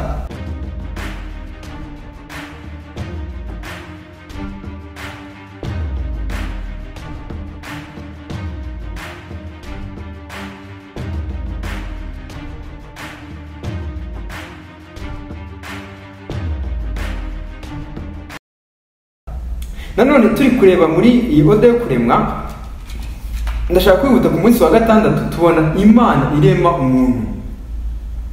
Umuntu noneho imurema, tubona kwimurema mu buryo bw'umwihariko, kuko tubona umuntu ari we wenyine Imana yaremye mu ishusho yayo. Imana iravuga ngo reka tureme umuntu muri bwa butatu bwayo, Data, Umwana ndetse n'Umwuka. Noneho ngo reka tureme umuntu agire ishusho yacu. Ngo noneho afite ishusho y'Imana niko umugabo n'umugore yabaremye. Rero Imana imaze kurema ibyo byose ngo yabonye ko ari byiza rwose, ari byiza. Hanyuma noneho n'uyu muntu yaremye, yamuremye rwose uyu muntu atunganye. Rero ku munsi wa karindwi Imana tubona yuko Imana yawejeje, hanyuma Imana ikaruhuka. Nyine abantu benshi baribaza ngo ese Imana ubundi iraruha? Hari icyo kibazo abantu bajya bibaza ngo ese ubundi Imana iraruha? Imana ntabwo iruha, kuko Imana murabona ko nta zindi mbaraga byayisabye kugira ngo irembe ibintu byose, ahubwo tubona yuko ibyanditswe byera bitubwira yuko ngo Imana yaravugaga gusa ngo bibeho bikabaho. Ni ukuvuga ngo Imana iri hejuru ya byose, ifite ububasha ku buryo ijambo ryayo rifite imbaraga, ku buryo itegeka ikintu kitariho kikaza kikabaho. Rero Imana iyo yaravugaga gusa ngo bibeho kandi bikabaho. Rero Imana ntabwo mu by'ukuri kuvuga ngo yararuhutse ntabwo bivuze yuko yari irushye. Oya, mu by'ukuri biba bivuze yuko umurimo yari imaze gukora wari wuzuye, wari urangiye, umurimo yari imaze gukora. Kandi uwo munsi iraweza. Kuweza ni ukuvuga ngo Imana yagaragaje kwera kwayo, ko ibyo yari byiza, igaragaza icyubahiro cyayo. Ni nayo mpamvu uyu munsi tubona Imana yarawuhaye Abisirayeli kugira ngo uyu munsi bajye bakomeza baterana kuri uyu munsi wa karindwi kugira ngo bakomeze bibuke imirimo itangaje y'Imana yo kurema, bakomeze bahe Imana icyubahiro. Nubwo nanone hari ikindi kintu gikomeye iki kiruhuko gisobanura tugenda tubona mu isezerano rishya, ariko nanone tubona yuko uyu munsi wa karindwi ari wo munsi Imana yaruhutseho.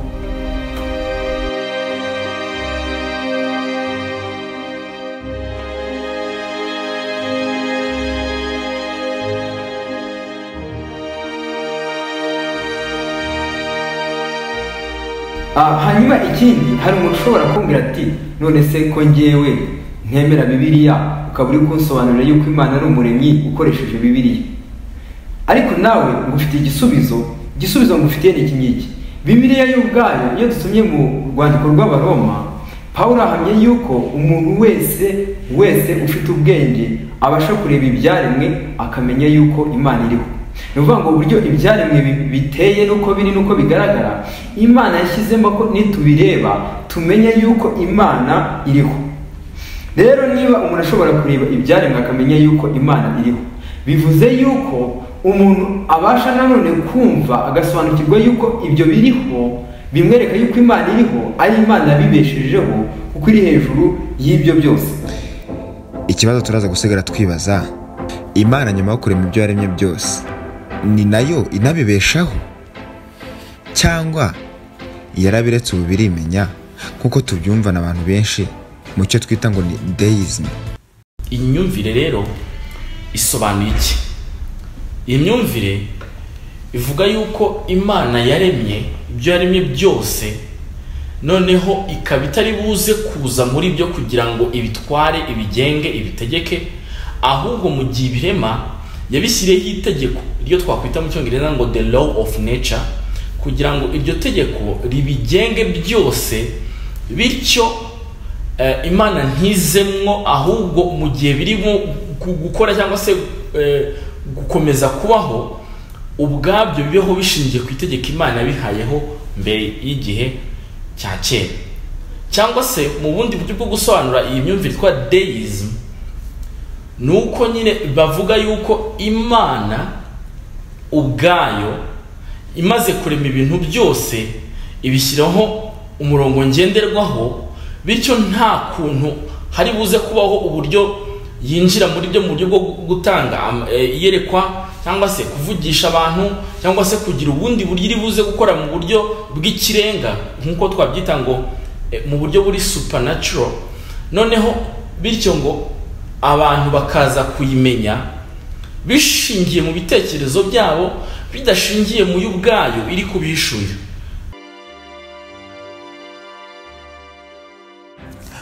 Deism yaje mu kinyejana cya 17 iturutse mu mitekerereze y'abantu batari abakristo, bagiraga ngo bagire ibyo bakosora mu bukristo bityo babohereza undi murongo ngenderwaho. Iyi myumvire rero iri ku murongo utandukanye ubukristo ndetse n'ihakanamana. Abayifite hari bibagaragaza. Iyi myumvire ya deism igenda igaragara, ikagaragazwa n'ibimenyetso byinshi bitandukanye muri gihe cya none ndetse no mu gihe cya kera.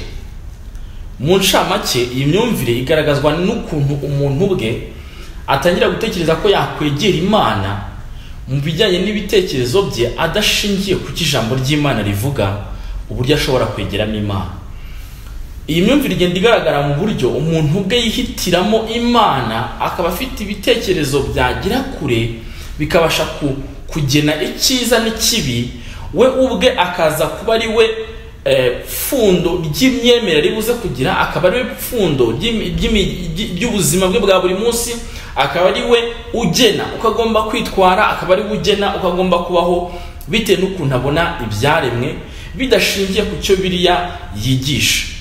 Nimba muri kubyumva, muri kumva yuko ni uburyo bwo kumenya Imana tudakoresheje Bibiliya, ni uburyo bwo kumenya Imana dukoresheje ibitekerezo byacu, ni uburyo bwo kumenya ibyo Imana ishaka tutabishingiye mu byo yahishuye, kuko bo bavuga yuko Imana itigeze igira icyo ihishura, ahubwo abantu ibarema yabaremanye ubwenge, ibashyiriraho amategeko abagenga mu buryo bw'uko bazayibonera mu byaremwe, bityo bagomba kumenya icyiza n'ikiba bitewe n'imitima yabo bidashingiye ku Mana.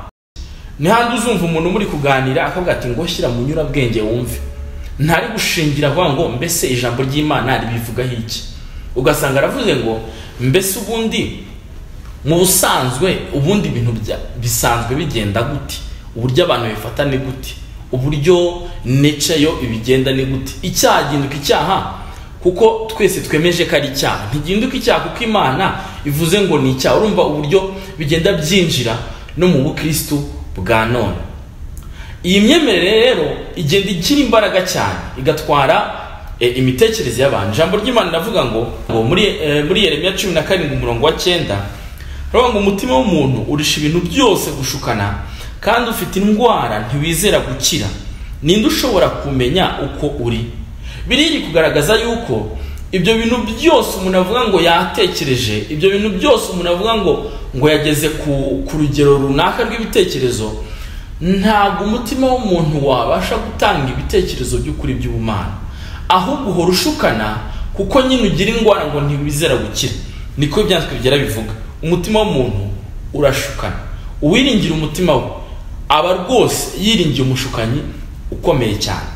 Abazanye deism icyo baba bagambiriye gihuye neza n'icyo abahakana Imana bagambiriye.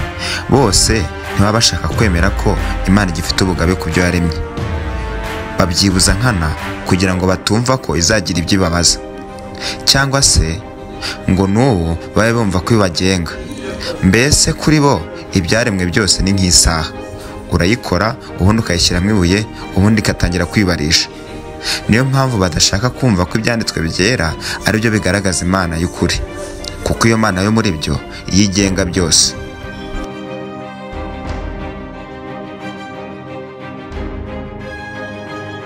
Ariko mu by'ukuri Imana ifite ubugabe ku byo yaremye byose. Iyo tuvuga ngo Imana ifite ubugabe cyangwa se mu ndimi z'amahanga ngo sovereign ku byo yaremye byose, icyo tuba turi kuvuga ni uko Imana ariyo igenga ibyo yaremye byose. Ni ukuvuga ngo ibito, ibinini, bigaragara, ibitagaragara, imikorere yabyo byose nta na kimwe byose kiriho twavuga ngo kigenga ku Mana cyangwa se kiri independent ku Mana, ahubwo Imana iyo mugaba niyo mu by'ukuri igenga kandi ikontorora ibyo byose yaremye. Reka dusome mu Byahishuwe 4:11 haravuga ngo Byahishuwe 4:11 avuga ngo Mwami wacu Mana yacu ukwiriye guhabwa icyubahiro no guhimbazwa n'ubutware koko, kuko ari wowe waremye byose, igituma biriho kandi icyatumye biremwa nuko wabishatse. Ibyanditswe byera kandi bikomeza kugaragaza yuko Imana ubwayo yinjira mu byo yaremye ikabitegeka nk'uko ibishaka, igasohoza ya migambi yayo yagennye mbere, ibyo twita isozamigambi ry'Imana. Muri Yesaya igice cya 46:10 haravuga ngo mpera mu itangiriro nkavuga iherezo, mpera no mu bihe bya kera nkavuga ibitarakorwa, nkavuga nti imigambi yanjye izakomera kandi ibyo nzashaka byose nzabikora. Imigambi y'Imana izakomera, bya bindi Imana yagambiriye, noneho ibyo izashaka byose niko izabikora. Muri ya migambi yayo izaza gusohoza bya bindi yagennye ko ari byo bizabaho.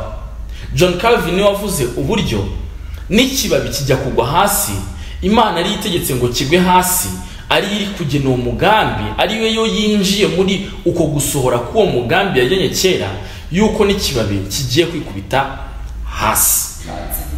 Muri bibilia iyo turebye nko mu nkuru za Yona, mu gitabo cya Yona, bitwereka ukuntu Imana mu by'ukuri ari umugaba w'ibyo yaremye byose. Tubona Yona Imana imutuma kujya i Nineve, Imana yamutuma agahunga akajya mu kinyuranyo cyangwa se akajya muri opposite direction niyo Imana yamutumyemo, hanyuma agafata ubwato. Ubwo bwato rero yarafashe Imana tubona itegeka umuyaga, hano hambere Imana itegeka umuyaga ukagenda ukaba umuhengeri ukaba mwinshi mu nyanja. Mwumve ukuntu Imana itegeka umuyaga. Umuyaga no kuvuga umuyaga Imana irawukontorora, irawubwira ngo huha cyane cyangwa se ntuhuhe cyane, uhora umuyaga ukumvira, kubera yuko Imana ari umugaba nyine w'ibyo yaremye. Icya kabiri tubona Yona ubufindo bumaze kumufata yuko ari we uri guteza ibyo byago byose, bamujugunye mu mazi, urufi ruramumira. Imana ibasha no gutegeka urufi. Mujye mwibaza ngo kuki ari urufi se rwamumize, kuki hataje ikindi kinyamaswa kindi ngo kimutanyaguze aho ngaho, ahubwo tukabona igifi kinini cyo cyaje kikamumira. Nabyo bihita bitwereka yuko n'inyamaswa zo mu mazi nazo zumvira Imana ishobora kuzivuga ngo kora iki zikagikora. Ku buryo tuza no kubona yuko hanyuma Yona yaje gusenga ari mu nda y'urufi, hanyuma Imana itegeka rwa rufi nanone ruza kumuruka imusozi. Bigaragaza yuko Imana itegeka inyamaswa kuko nyine niyo yaziremye. Yona rero amaze kugera Ninevu aburira abantu baho, tukabona abantu baho bihana. Imana ni nayo bahaye kwihana.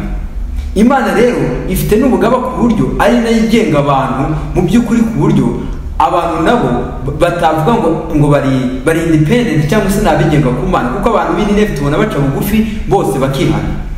Ikindi noneho dukomeza kubona Yona igihe yari aho ngaho, Imana ikomeza gutegeka n'ibindi yaremye bigakomeza bigakora kuko ariyo yabitegetse. Bigaragara ko ari umugaba wabyo.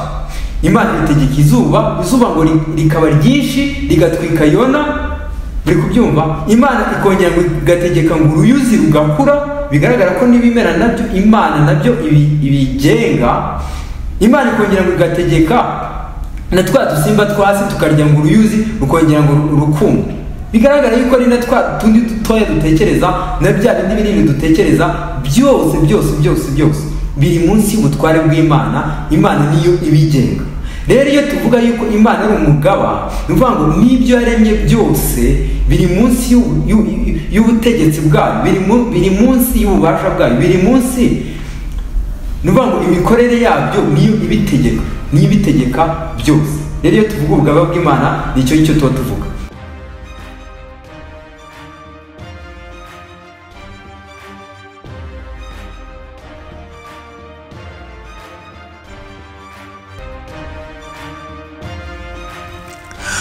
Deismu ntirangirira.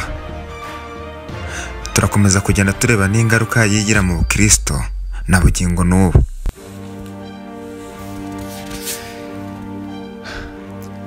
Iyi Mana yaremye byose kandi bibeshaho, yashimye kwihishura, yaba mu buryo rusange mu byaremwe general revelation, ndetse by'umwihariko mu byanditswe byera special revelation.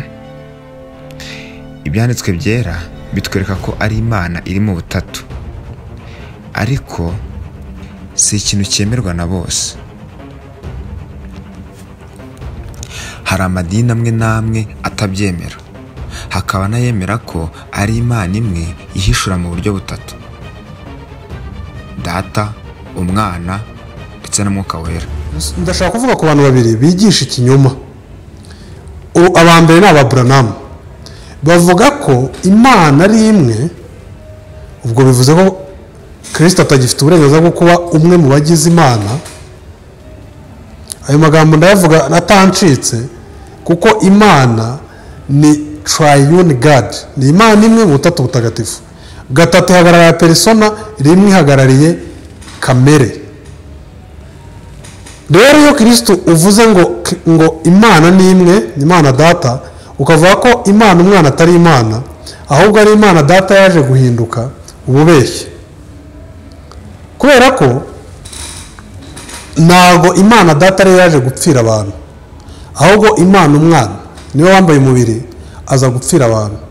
Yohana 3:16 ni umurongo abantu benshi bazi, ariko batumva uburemere bwabo. Uvuga utyo, uravuga ngo kuko Imana yakunze abari mu isi, byatumye itanga Umwana wayo w'ikinege.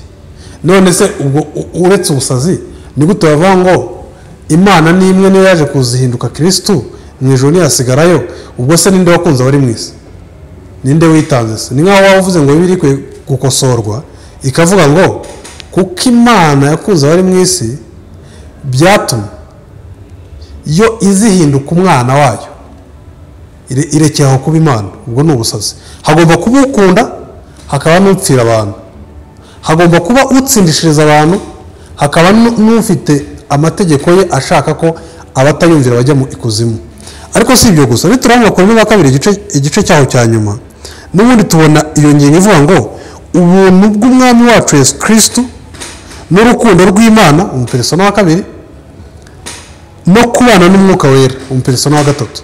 Ubuntu bw'umwami wacu Yesu Kristo persona wa mbere n'urukundo rw'Imana umupersona wa kabiri no kubana n'umwuka wera.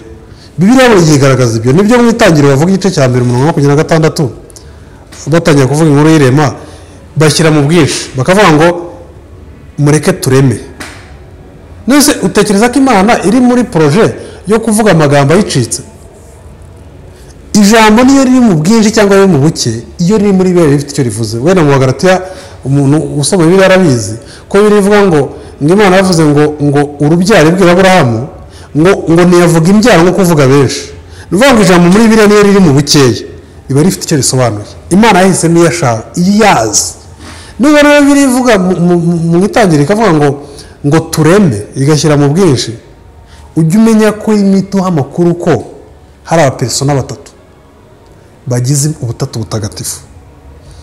Ikindi navuga nuvuga ngo wa muntu rero uvuga ngo ni Imana yari mu ijuru ngo iza kuzihinduka Kristo none herekera kuba Imana, ni umunyakinyoma.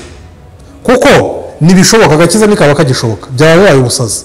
Hagomba kuba hari Imana itanga umwana wayo uko yakoze ari mu isi, hagomba kuba hari umwana upfa, hagomba kuba hari Imana ijanjagura umwana wayo Yesaya 53:10, hagomba kuba ujanjagurwa, hagomba kuba hari Imana ivugira mu ijuru ngo Kristo yabatezwaga muri Matayo igice cya 3 ngo reka nsome mwumve ukuntu havuga, mwumve ukuntu Bibiliya rero igaragaza ko ari abapersona batatu, umwe akaba ari we Kristo. Iravuga muri Matayo igice cya 3 iravuga ngo reka nsome mwumve mukurikire bavandimwe, ngo Yesu amaze kubatizwa uwo mwanya umupersona wa mbere ava mu mazi, ijuru riramukingukira abona umwuka w'Imana.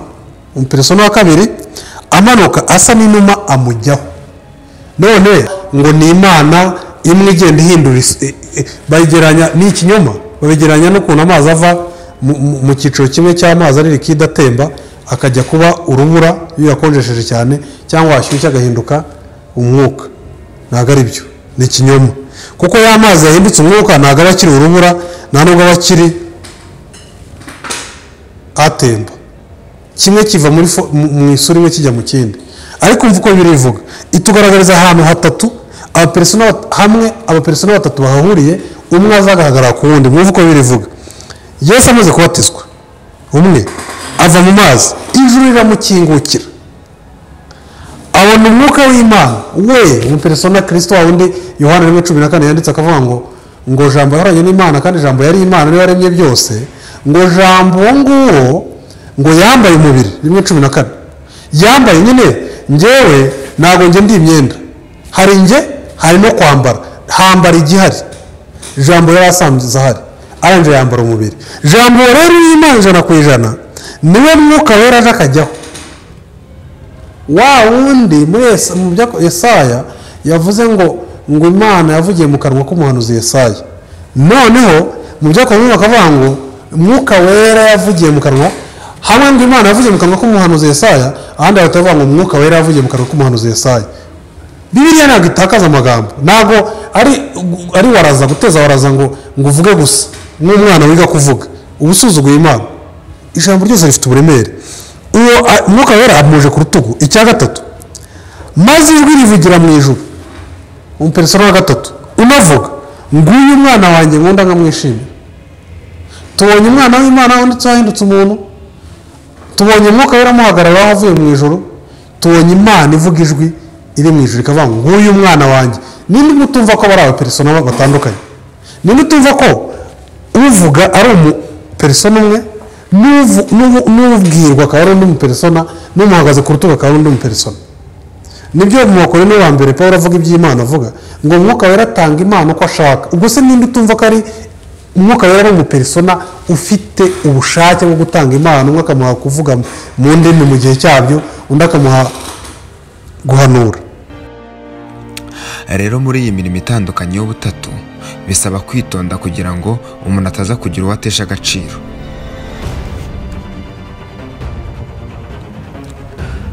Mu myaka 2000 ishize Imana yagendanye n'abantu barabana, barasabana, barasangira. Iyi Mana yaremye byose kandi bigenga kandi bibeshaho. Umupersona wa kabiri mu butatu bwera, Yesu Kristo, arazabana n'abantu. Niyo mpamvu natangiye mvuga ko Imana ndi kubabwira ari Imana yagaragaye mu mateka, ku buryo usuye inyuma mu mateka ubona Yesu Kristo rwose ari umuntu uvugwa. Yesu Kristo rero ntabwo yari umuntu wazanye amahoro ku isi, ntabwo yari umupasifisiti, ntabwo yari intwari, ntabwo yari ikindi kintu, ahubwo yari umukiza w'abantu kandi yari Imana yagendaga ku isi. Ibyo kumumenya nk'amateka nko kuvuga ngo yabayeho, uyu munsi turi mu 2022, buri muntu wese ufite itariki y'amavuko ahamya akazi ko Kristo yaje ku isi. Kubera ko bivuze ngo navutse ku itariki 10 z'ukwa gatanu mu 1990, urimo uvuga ngo navutse ku munsi wa gatanu w'ukwezi kwa gatanu nyuma y'imyaka 1990 Kristo aje ku isi, kuko rimwe ibarwa iturutse ku kuza kwe ku isi. Ibyo byahamijwe n'abagabo bamwiboneye ubwo yazukaga, ndetse barabyandika. Nk'umugabo umwe witwaga Yohana wari umwigishwa we, abyandika nk'umuntu wabyihereye amaso mu rwandiko rwa mbere ruri muri bibilia, igice cyaho cya mbere aravuga ngo wahozeho uhereye mbere na mbere, ngo nuwahozeho uhereye mbere na mbere, uwo twumvise, uwo twiboneye n'amaso yacu, kandi uwo twitegereje intoki zacu zikamukoraho, ari we jambo ry'ubugingo, kandi ubwo bugingo bwarerekanywe, turabubona, turabuhamya, kandi none turababwira iby'ubwo bugingo buhoraho bwahoranye na Data wa twese, tukabwerekwa. Ibyo twabonye tukabyumva nibyo tubabwira, kugira ngo namwe mufatanye natwe, kuko ubwacu dufatanije na Data wa twese n'umwana we Yesu Kristo. Rero iyo turi kumva nyine ibi bintu, twumva ko abantu banditse ibintu n'abahamya nyine babyiboneye, bakabona Imana igenza amaguru ku isi, bagasangira, bakavugana, ikigaragaza mu bimenyetso n'ibitangaza yagiye ikorera ku isi.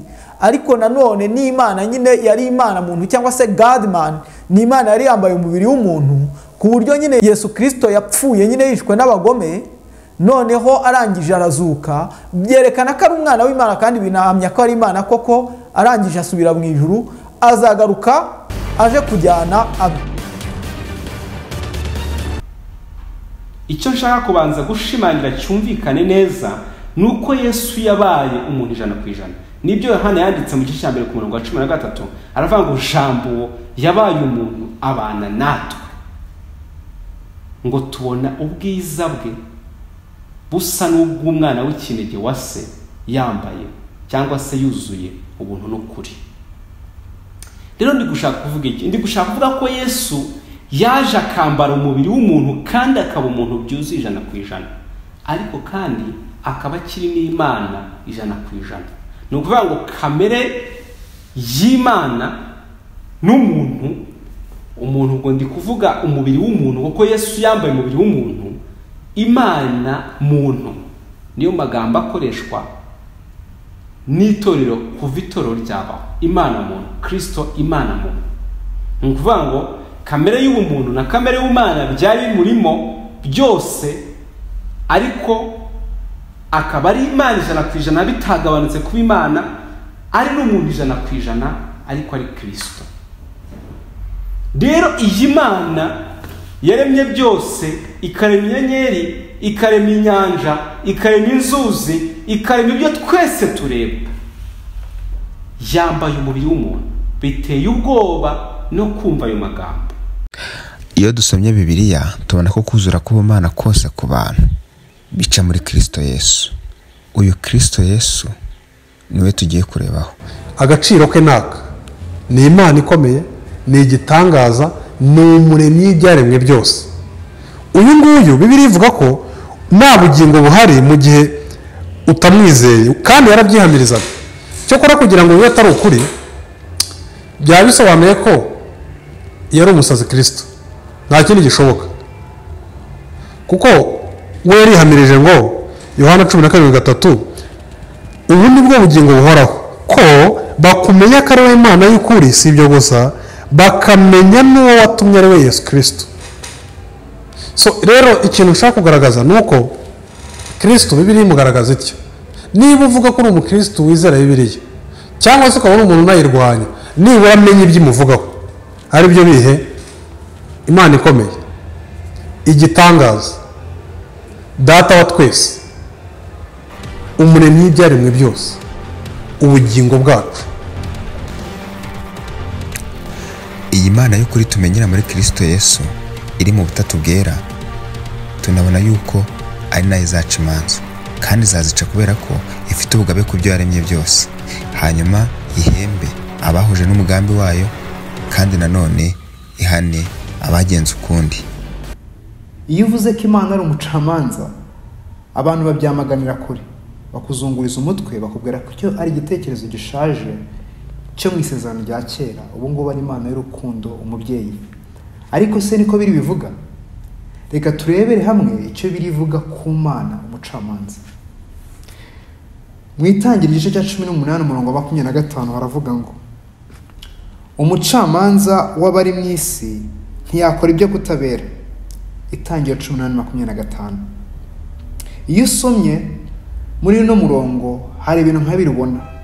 Nuko Imana ari umucamanza w'abari mu isi bose.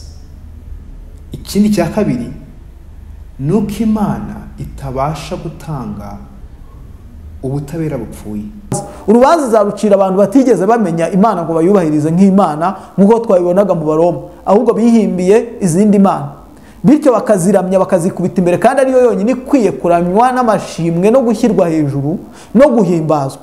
Rero hano ngo yashyizeho umunsi wo guca urubanza rw'ukuri rw'abari mu isi bose, n'abari mu isi bose. Hano rero ikavuga ngo izarucisha umuntu yatoranyije, kandi ibyo yabihamirije abantu bose ubwo yamuzuye. Hano rero harimo igitangaza. Ari kuvuga ngo Imana ngo izacisha urubanza ngo umuntu umwe yatoranyije. Uwo muntu umwe yatoranyije niwe Yesu Kristo, kuko Yesu Kristo yari umuntu, ari n'Imana, ari ku isi. Noneho rero hano bibilia ivuga ngo umwizera babonye ubugingo buhoraho.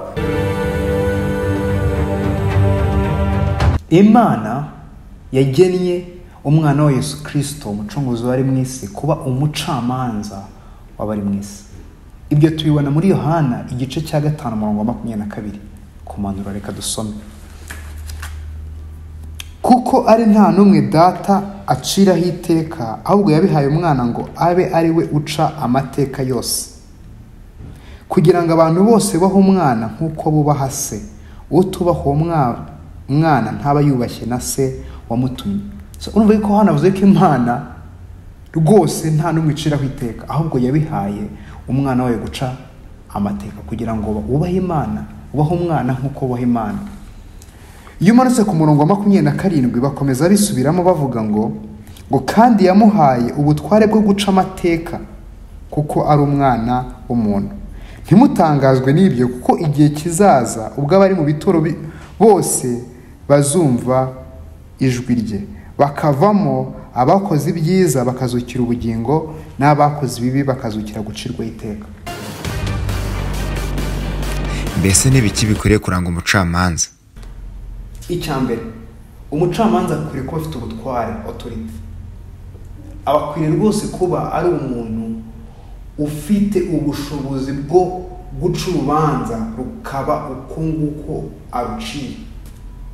Icyo ni icyambere. Cya kabiri, agomba kuba azi ikibi n'ikiza.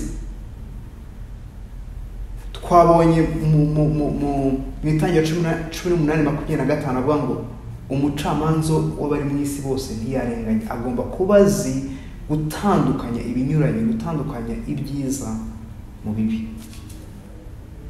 Icya gatatu, umucamanza agomba kuba afite ubwenge bwo kurobanura ibinyuranye. Agomba kuba ari umuntu ufite ubwenge ku buryo atabasha gukora ikosa. Abana b'abantu dukora amakosa, ariko Imana yo ntigikora ikosa. Icya kane, nuko agomba kuba afite ubushobozi bwo gutanga urubanza n'ibihano. Nyuma yo kuba afite authority, aba agomba kuba afite ubushobozi bwo gutanga ibihano. Urubanza yaciye ruba rugomba kuba, nimba hari abarenganura akabarenganura, niba ari aho ibihano akabihana. Rero byose tubona yuko Imana ibyujuje muri Kristo Yesu. Abana b'abantu ntabwo tujye tubasha kugera kuri runo rugero. aha rero Kristo ni Imana umucamanza. Umwana w'umuntu ubwo azazana n'abamarayika bose afite ubwiza bwe, nibwo azicara ku ntebe y'ubwiza bwe.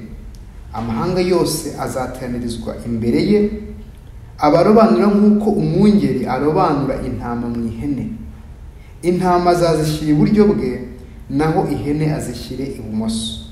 Umwami azabwira abari iburyo bwe ati, nimuze mwebwe abo data yahaye umugisha, muragwe ubwami bwabatunganyirijwe uhereye ku kuremwa kw'isi. 41 azabwira n'abari ibumoso ati, nimuva ahondi mwabivume mwe, mujye mu muriro w'iteka watunganirijwe umwanzi n'abamarayika be. Niba ubonye hano Yesu Kristo arimo araca urubanza, arimo mu bantu bose arimo ararobanura, bamwe akabashyira ibumoso abandi akabashyira iburyo. Tukabona ngo ihene zishyira ibumoso, intama akazishyira iburyo. Imana yaremye ibintu byose bitunganye, nyamara muntu aza guhitamo kutayumvira, ari we Adamu wa mbere. Ibyo rero ku kiremwa muntu byaduhindukiye akaga gakomeye. Abakomoka kuri Adamu twese twahindutse abanduye imbere y'amaso y'Imana yera. Ibyo nibyo bituganisha muri runo rubanza tumaze kureba ruzacirwa abanzi b'Imana. Mu itangiriro igice cya 6:5 Imana yaravuze ngo umuntu ni umunyabyaha, ngo ndetse kwibwira k'umutima we ni kubi gusa kugeza iteka ryose. Bibilia kubera ko ihamya ko umuntu ari umunyabyaha no kwibwira k'umutima we akaba ari kubi kugeza iteka ryose, bisobanuye ko umuntu adashobora guhinduka mu gice arimo.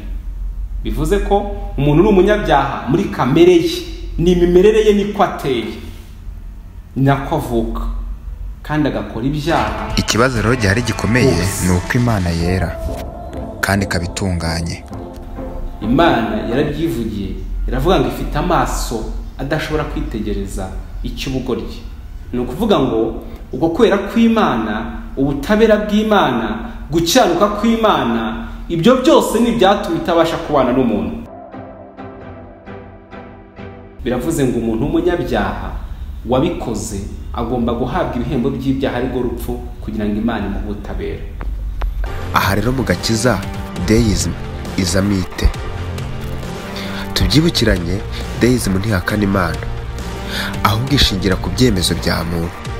Kuko kuri bo ubwo nabemera deism ngo Imana itakomeje kugenga ibyo yaremye. Ibi bituma bataka ubutware bw'ibyanditswe byera, kuko bagaragaza ko atari byo bikigenga umuntu, ndetse n'isozamigambi ry'Imana n'umurimo w'Umwuka wera mu gakiza. Iyo umuntu ari kuvuga yuko azakoresha ibitekerezo bye kugira ngo yegere Imana, aba ari guhakana ikintu cyitwa icyaha cya kamere, icyo twakwita mu Cyongereza original sin. Icyaha cya kamere ni icy'uko umuntu wese avuka ari umunyabyaha, umuntu wese avuka atandukanyijwe n'Imana. Icyaha cy'umuntu ni kirekire cyane ku buryo imitekerereze ye yangiritse ndetse yanapfuye, ku buryo nta kiza ashobora gutekereza gihura n'ubushake bw'Imana, ahubwo n'ibyo akoze byose yita byiza biba ari umwanda, biba ari ubushwambagara bwuzuye ibizinga imbere y'Imana. Rero icyaha cya kamere rwose kirahari, ntabwo umuntu ashobora kumenya Imana bikoresheje mu gutekereza kwe, ahubwo hakenewe igitangaza cyo kuvuka ubwa kabiri kugira ngo umuntu abe yabasha kubaho mu buryo bw'ubumana, abashe kumva ibyo Imana ivuga, abashe kumenya icyo Imana ishaka ku buzima bwe. Imana uko iteye, hari amarangakamere yayo atuma itabana n'umuntu, hakaba n'andi marangakamere ariyo y'urukundo n'imbabazi rwose igirira umuntu, bikaba byatuma ibana n'umuntu. Ibi bintu rero byombi nta na kimwe cyahinduka ku Mana, kuko ihindutse yaba yahindutse. Rero aha niho Yesu Kristo azira. Ni ukuvuga ngo akaza ari umukiza w'umuntu. Kubera iki? We ni umuntu, akaba n'Imana 100%, akaba n'umuntu 100%. Ni ukuvuga ngo apfa ku musaraba, yikoreye ibyaha byacu, ubutabera bw'Imana, kuko Imana yamusutseho umujinya ikamushenjagura ikamubabaza, kuko yari yamaze kwikorera ibyaha bya muntu, ngo kuko umuntu yakira. Kristo yikoreye ibyaha bya muntu, Imana iramushenjaguye, iramubabaje muri Yesaya 53:10. Noneho imuhaye ubutabera muri Kristo Yesu. Noneho imbabazi umuntu arazibonye imbere y'Imana. Noneho bisobanura iki kindi? Nuvuga ngo kuko Yesu ari Imana, bwa butungane umuntu atabashaga kugira arabonye, noneho abubonye hehe? Muri Kristo Yesu. Nibyo Paul yandikira Abakorinto igice cya 5:21 mu rwandiko rwa 2. Arababwira ngo kuko utarigeze kumenya icyaha, Imana yamuhinduye kuba icyaha ku bwacu, kugira ngo muri we duhabwe ubutungane bw'Imana, duhabwe gucyaruka kw'Imana. Ni ukuvuga ngo Imana muri Kristo ibica imanza zitabera, ikabikiranuka, ikabidukunda, ikabifite imbabazi, umujinya wayo ikaba yarawusutse kuri Kristo. Noneho umuntu akaba ashobora guhabwa imbabazi n'ubutabera, akinjira imbere y'Imana. Ngiyi impamvu Yesu muri Yohana 14:6 yavuze ngo ni njye nzira n'ukuri n'ubugingo, ntawe ujya kwa Data ntamujyanye. Nuko nta yindi nzira ushobora gucamo ngo yuzuze ubutabera bw'Imana, ariko kandi yuzuze n'urukundo rw'Imana n'imbabazi z'Imana. Ni ukuvuga ngo iki nicyo gituma inzira za Buda, inzira z'imirimo yawe, inzira z'ubwitonzi n'ibindi byose bidashobora kugukiza. Yesu wenyine, Imana yambaye umubiri, ifite ubushobozi bwo kugukiza.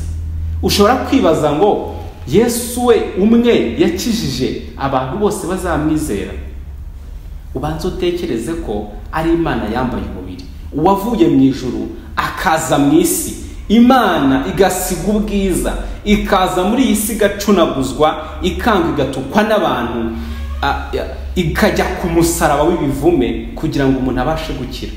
Umuntu umenye neza ko Kristo yavuye mu ijuru akaza ku isi, akaba hari munsi y'amategeko, niko Abagalatiya 4 bavuga, yarangiza agapfa, ku munsi wa 3 akazuka, ariko agapfa amaze kwishyiraho ibyaha bye, uwo muntu abarwa nk'uwera 100%, kandi kangahe? Rimwe kugeza iteka ryose. Gukizwa n'ibyo, dukizwa umujinya w'Imana. Tukawukizwa dute?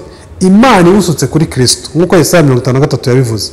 Yaravuze ngo igihano kiduhesha amahoro cyari kuri we. Iryo jambo rashaka abantu bajya baritega amatwi. Ni gute igihano kiguhesha amahoro kijya ku muntu? Ngo yacumitiwe ibicumuro byacu, ngo Imana yaramujenjaguye. Ngo kuko bimeze rero, icyo gikorwa cyo kumujanjagura ni igihe Imana yamuswagaho umujinya yari ifitiye abanyabyaha. Iyo rero umwizeye, Imana ikubaraho kwera yari afite. Ngaho Dawidi yaheraga avuga ngo hahirwa umuntu Imana itabaraho ibicumuro bye, hahirwa umuntu Imana ibaraho gucyanuka ataheshejwe n'imirimo. Abiheshejwe n'ikisi? N'imirimo ya Yesu Kristo, apana ye, apana bamukurikiza nk'urugero rwiza. Abo bose bazarimbuka, keretse uzi neza ko ari masikini mu byo gukiranuka, akamenya neza ko ari mubi, akareka. Urabona buri muntu ashaka kwigaragaza nk'umuntu mwiza, ariko buri muntu abizi ko yageze ku kibuga cy'indege bamusaka bakamukoramo umukandara kuko ari umunyabyaha. Rero ndagira ngo iki kintu cyumvikane. Utekereza Kristo neza si ukumenya gusa ko ari Imana, ibyo Satani arabizi.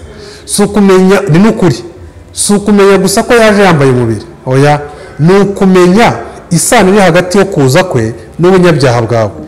Kuko Yesu Kristo yari umuntu, ari n'Imana, ari ku isi. Noneho rero hano Bibiliya ivuga ngo umwizera babonye ubugingo buhoraho. Icyo twizera muri Yesu Kristo ni iki? Nuko nyine twabayeho igihe cy'ubugomeramana, noneho Yesu Kristo akaza akishyura ibyaha byacu byose, akemera kubihanirwa, akaba ari we nyine ucirwa urubanza n'Imana bari kuvuga hejuru, kugira ngo umwizera yandikwe ko yishyuriye imyenda yose, adafitanye ikibazo n'Imana, yitiranyije n'ibigirwamana cyangwa se akayigenza ukundi kuntu cyangwa se ntayumvire mu bundi buryo.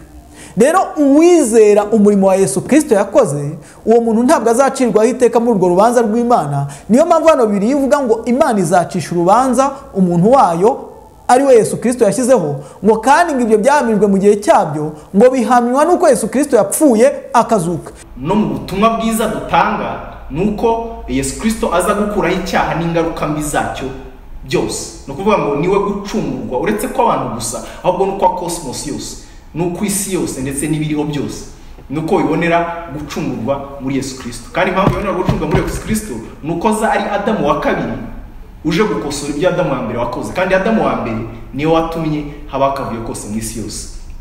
Igihe kimwe niko birivuga, mu gihe gikwiriye imana ubwayo yiziye mu isi yambaye umubiri ibana n'abantu. Kristo apfa ku musaraba kugira ngo acungurire imana abantu bahindukirire umusaraba, bahindukirire Kristo, bahindukirire imana, beho ubuzima bushya imana agennye ko babaho. Kugira ngo rero wumve ko iki gitambo gikomeye cyane, nibyo Petero yavuze ngo mubanze mumenye neza ko ibyo twacungujwe ngo tuve mu ngeso zacu zitagira umumaro twatojwe na ba sogokuruza ngo atari ibyangirika nk'izahabu cyangwa ifeza. Kubera ko aya maraso ya Kristo arakomeye kurusha isi n'ijuru. Uyu mukiza waje ni Imana yambaye umubiri, byasabye Imana kwambara umubiri, bisaba Imana kujya ku musaraba, bisaba Kristo gushenjagurwa kugira ngo abashe gucungura umuntu. Uyu nguyu waremye byose, umuremyi aje mu ishusho y'ikiremwa yambaye umubiri w'umuntu, acunagujwe n'abantu. Muvandimwe, iyi niyo nzira yonyine yabasha gukiza umuntu, kandi ni nayo ishoboka. Mu muntu ntabwo wakira, mu byo wakora ntiwakira, mu bitambo ntiwakira, mu bindi byose ushobora gutekereza ntibikunda. Inzira yonyine Imana yaciye ni Kristo Yesu. Kristo Yesu Imana muntu, aho ubutabera bw'Imana bwuzura no kwera kw'Imana kukuzura, urukundo rw'Imana rukuzura, imbabazi z'Imana zikuzura, impuhwe z'Imana zikuzura, umuntu akajya mu ijuru ahawe ubutabera kandi agira imbabazi z'Imana, agenda ahimbaza Imana ngo uri Imana ikeruka muri byose, agenda ashima Imana, agenda atirata ibyo yakoze, yirata ibyo Kristo yakoze.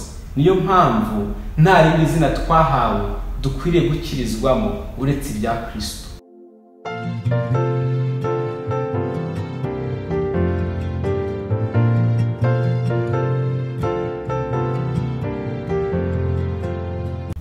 Kumwizera ntibisaba ikiguzi, bisaba gusobanukirwa ko nta yindi nzira izo wacagamo zose ari ukwibeshya, ari no kujijwa.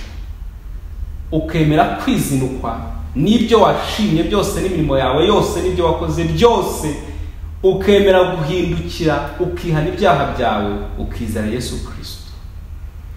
Rero kumwizera nuko wemera ibyo yakoze, ko ari impongano y'ibyaha byawe, ari we wagukijije urupfu rw'iteka akaguha ubugingo buhoraho.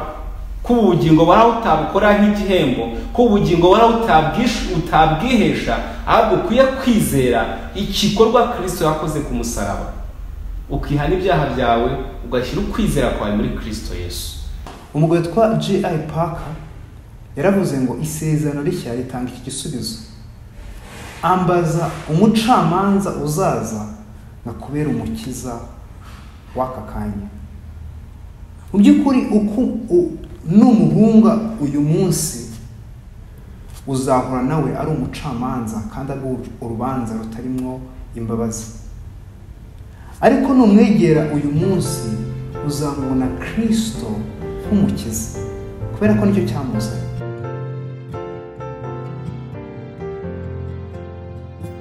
Amaraso ya Yesu Kristo gusa niyo yanyogeje ibyaha, ayo niyo yacunguye rwose, ngo mbabarirwe ibyaha byanjye, ngo mbabarirwe ibyaha byanjye. Hejuru y'ibi byose tubonye hari umuntu ushobora kuvuga ati, uko niko mubyumva, nanjye mfite uko mbyumva. Iyo myumvire niyo bita relativism. Mu magambo make ni nko kuvuga ngo byaterwa. Hari umugani w'ababudisite bakundaga guca, bavuga ku mpumyi eshanu bazanye ngo zikabakaba inzovu, maze buri wese asobanura uko yumvise. Uwo mugani ukomeza uvuga ko izo mpumyi buri yose yasobanuye ikurikije aho yakoze. Ni ukuvuga ngo yakoze ku kaguru igasobanura ko inzovu ari nk'igiti gikomeye cyane, iyakoze ku gutwi igasobanura ko inzovu ari nk'indobo, iyakoze ku murizo igasobanura ko inzovu ari nk'ubucafu. Abantu basobanura relativism ni uko basobanura. Niba mubyumva neza, ni uko imyumvire ivuga ko nta kigero na kimwe gihari cy'ukuri, nta kigero na kimwe gihari cy'icyiza, nta kigero na kimwe gishobora gupimirwaho igice umuntu yahagararamo ndetse n'icyo atahagararamo, ahubwo bakavuga ko biterwa n'uwo nguwo ubipima, biterwa n'impamvu runaka we yaragambiriye, biterwa n'igitekerezo yari afite, biterwa n'aho yaturutse, biterwa n'umuco we ndetse n'izindi mpamvu nyinshi zitandukanye kandi zishobora gutuma bitandukana bigendanye n'abantu aho baturutse. Ni ukuvuga ngo ntaho warebera ikintu cyiza n'ikibi, cyangwa se ikintu kiri cyo n'ikitari cyo, cyangwa se ikintu gisa neza n'igisa nabi. Iyi mitekerereze rero ya relativism nubwo yatangiye kumenyekana cyane mu kinyejana cya 18 ndetse n'icya 19, ariko itangira kuva kera, aho tubona bayiherereza ku gihe cya Protagoras mu mwaka wa 490 kugeza mu mwaka wa 421 imbere ya Yesu Kristo, ndetse hari n'igitabo yanditse yise For Truth. Mu mpapuro za mbere zibanza avuga ko umuntu ari we gipimo cya byose, icyiza n'ikibi kigenwa n'umuntu. Nyuma yaho gato Plato yaje atemeranwa nawe kuri iyo ngingo. Iyi relativism rero igizwe n'ibice bibiri by'ingenzi. Icya mbere ni icyitwa normative relativism. Iyi yemeza yuko icyo abantu bo mu gace kamwe bemeje n'iyabo mu kandi babihakana, abo bose baba bari mu kuri. Ni ukuvuga ngo niba mu gace kamwe bemeje yuko abantu bazajya baguma mu nzu, abandi bakemeza ko abantu bazajya bagenda, ubwo bose bari mu kuri bigendanye n'agace kabo. Urugero, niba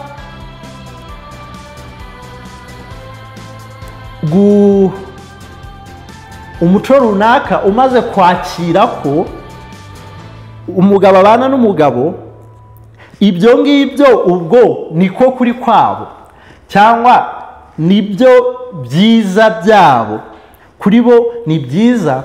Ntukwiye kubacira urubanza uvuge ngo kuba umugabo abanye n'undi mugabo cyangwa umugore abanye n'undi mugore ni bibi cyangwa si ukuri cyangwa n'icyaha. Ntabwo ukwiye kubivuga, kuko abo bantu mu iterambere bagezemo niko kuri kwabo, cyangwa nibyo bizera, cyangwa se ni ibisanzwe kuri bo, cyangwa ni ibisanzwe kuri uwo muco wabo. Ni aho ngaho bakura bakagera. Iya kabiri yitwa descriptive relativism. Ivuga ko abantu bose bafite ibyo bizera kandi ko bishobora gutandukana, cyangwa se bafite ibyo bemera kandi ko bishobora gutandukana. Rero nta wamenya. No mu byanditswe byera tugenda tubonamo abantu bari bafite imyumvire nk'iyi. Ndeka nsome ibyanditswe byera muri Matayo igice cya 21 umurongo wa 23, twumve wenda urugero rw'aba bantu. Ni abantu, ni abatambyi bakuru babajije Yesu. Kadusome inkuru ngo yinjiye mu rusengero, abatambyi bakuru n'abakuru b'ubwo bwoko baza aho ari yigisha, baramubaza bati, ufite butware ki bugutegeka gukora ibyo? Ninde wabuguhaye?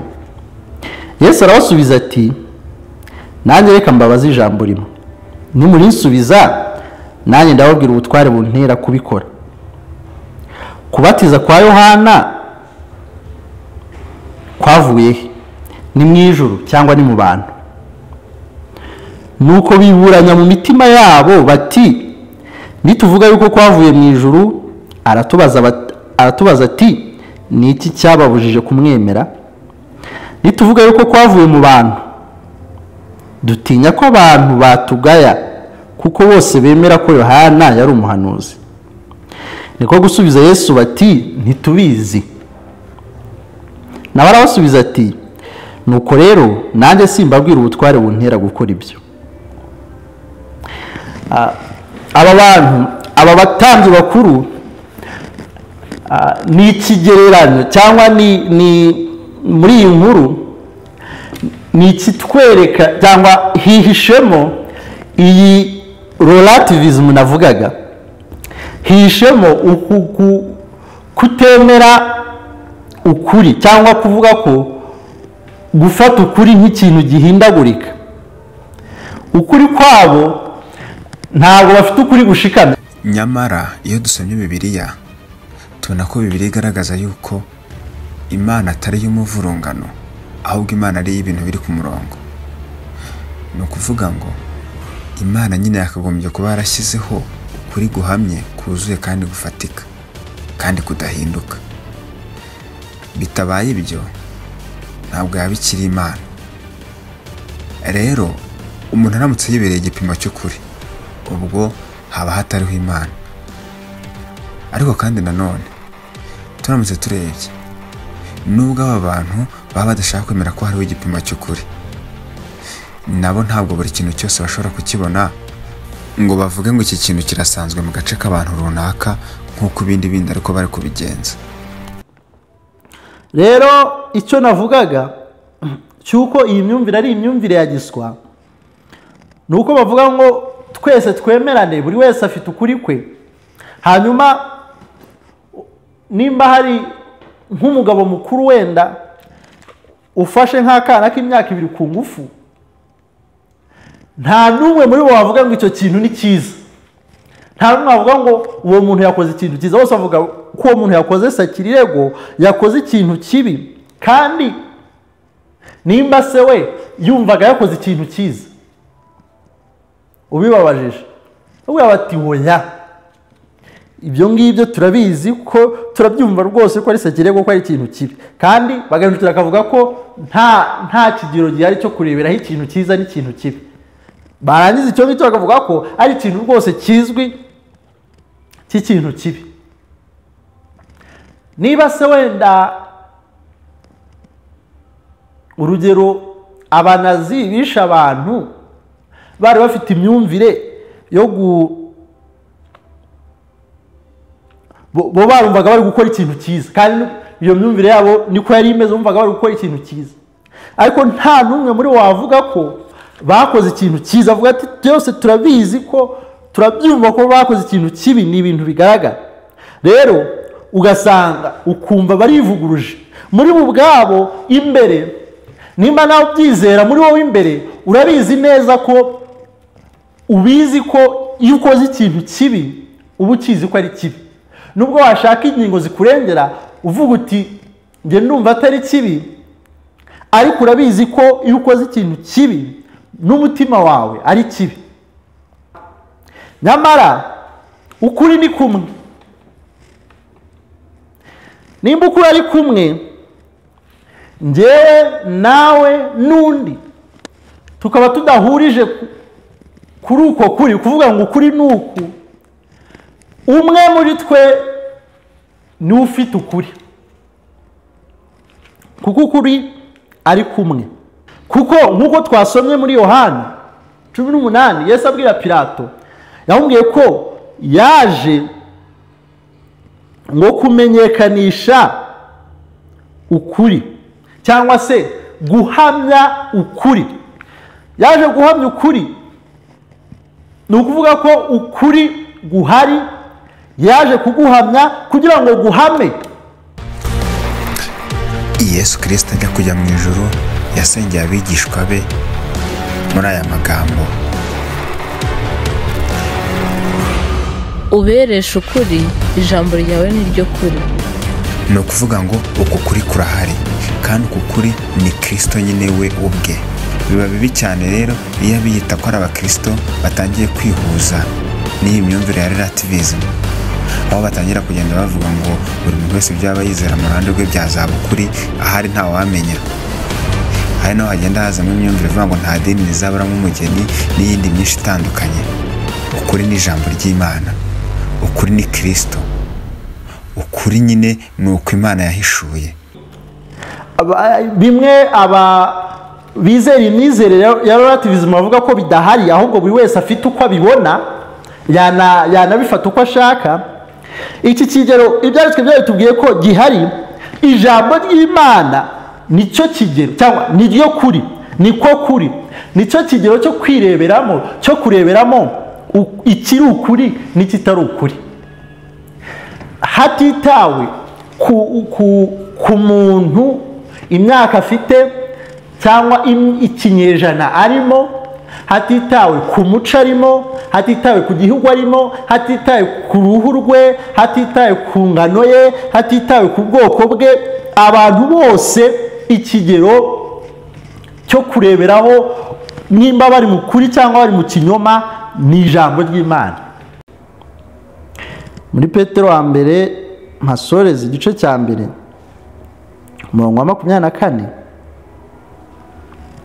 haravuga ngo na 25, kuko abafite imibiri bose bahwanye n'ibyatsi, ubwiza bwabo bwose bumeze nk'uburabyo bw'ibyatsi. Ibyatsi biruma, uburabyo bwabyo bugahunguka, ariko ijambo ry'Uwiteka ryo rihoraho iteka. Kandi iri ni ryo jambo ry'ubutumwa bwiza mwabwirijwe. Ijambo ry'Imana nk'uko twabonye ko ariko kuri rihoraho iteka ryose, ntirihinduka. Ni ukuvuga ko kuri kudahinduka, kudahindurwa n'ibihe n'imyaka n'ahantu n'uko umuntu abyumva n'uko umuntu abitekereza, ahubwo ijambo ry'Imana ntirihinduka. Ibindi byose birahinduka, ariko ijambo ry'Imana ryo kuri ntirihinduka. Ni ukuvuga ko ukuri guhari kandi ukuri kudahinduka, niko kuri gukwiye kwemerwa no kwizerwa. Abantu rero umuntu wari we wese nubwo ari abita abakristo ariko bagakurikiza iyi nyigisho, mumenye ko murwanya Imana ndetse muri kwikuru mu nzira z'urupfu, muri kwikurira umujinya w'Imana. Icyiza ni uko mwakwizera ukuri, mukizera ijambo ry'ubutumwa bwiza, mugakurikiza ukuri. Ijambo ry'ubutumwa bwiza nirivuga ko Imana yatanze umwana wayo kugira ngo umwizera wese atarimbuka, ahubwo ahabwe ubugingo buhoraho, ndetse akabaho ubuzima bwo kurushaho kugenda yezwa. Tubonye ko Imana umuremyi mu butatu bwera ariyo yaremye byose. Tubonye kandi yuko yagaragaye hano ku isi, bigahamywa n'ababyiboneye mu byanditswe byera bibilia. Tunabonye yuko nyuma yo kwangirika kwa muntu amaze gukora icyaha, Kristo Yesu yishyizeho ubwo bubi bwose kugira ngo umwizera wese atarimbuka, ahubwo ahabwe ubugingo buhoraho. Tubonye yuko iyo Mana y'ukuri ari nayo yashyizeho ukuri. Uko kuri ni ijambo ryayo, kandi iryo jambo ryayo ni Kristo Yesu. Kandi tuzi yuko umwana w'Imana yaje akaduha ubwenge ngo tumenye y'ukuri, kandi turi mu y'ukuri kuko turi mu mwana wayo Yesu Kristo. Iyo niyo Mana y'ukuri n'ubugingo buhoraho. Mwakoze kubana natwe muri kino cyegeranyo. Dukomeje kubararikira ibyegeranyo by'ubutaha. Mukomeze mubane natwe kuri Guhamya TV.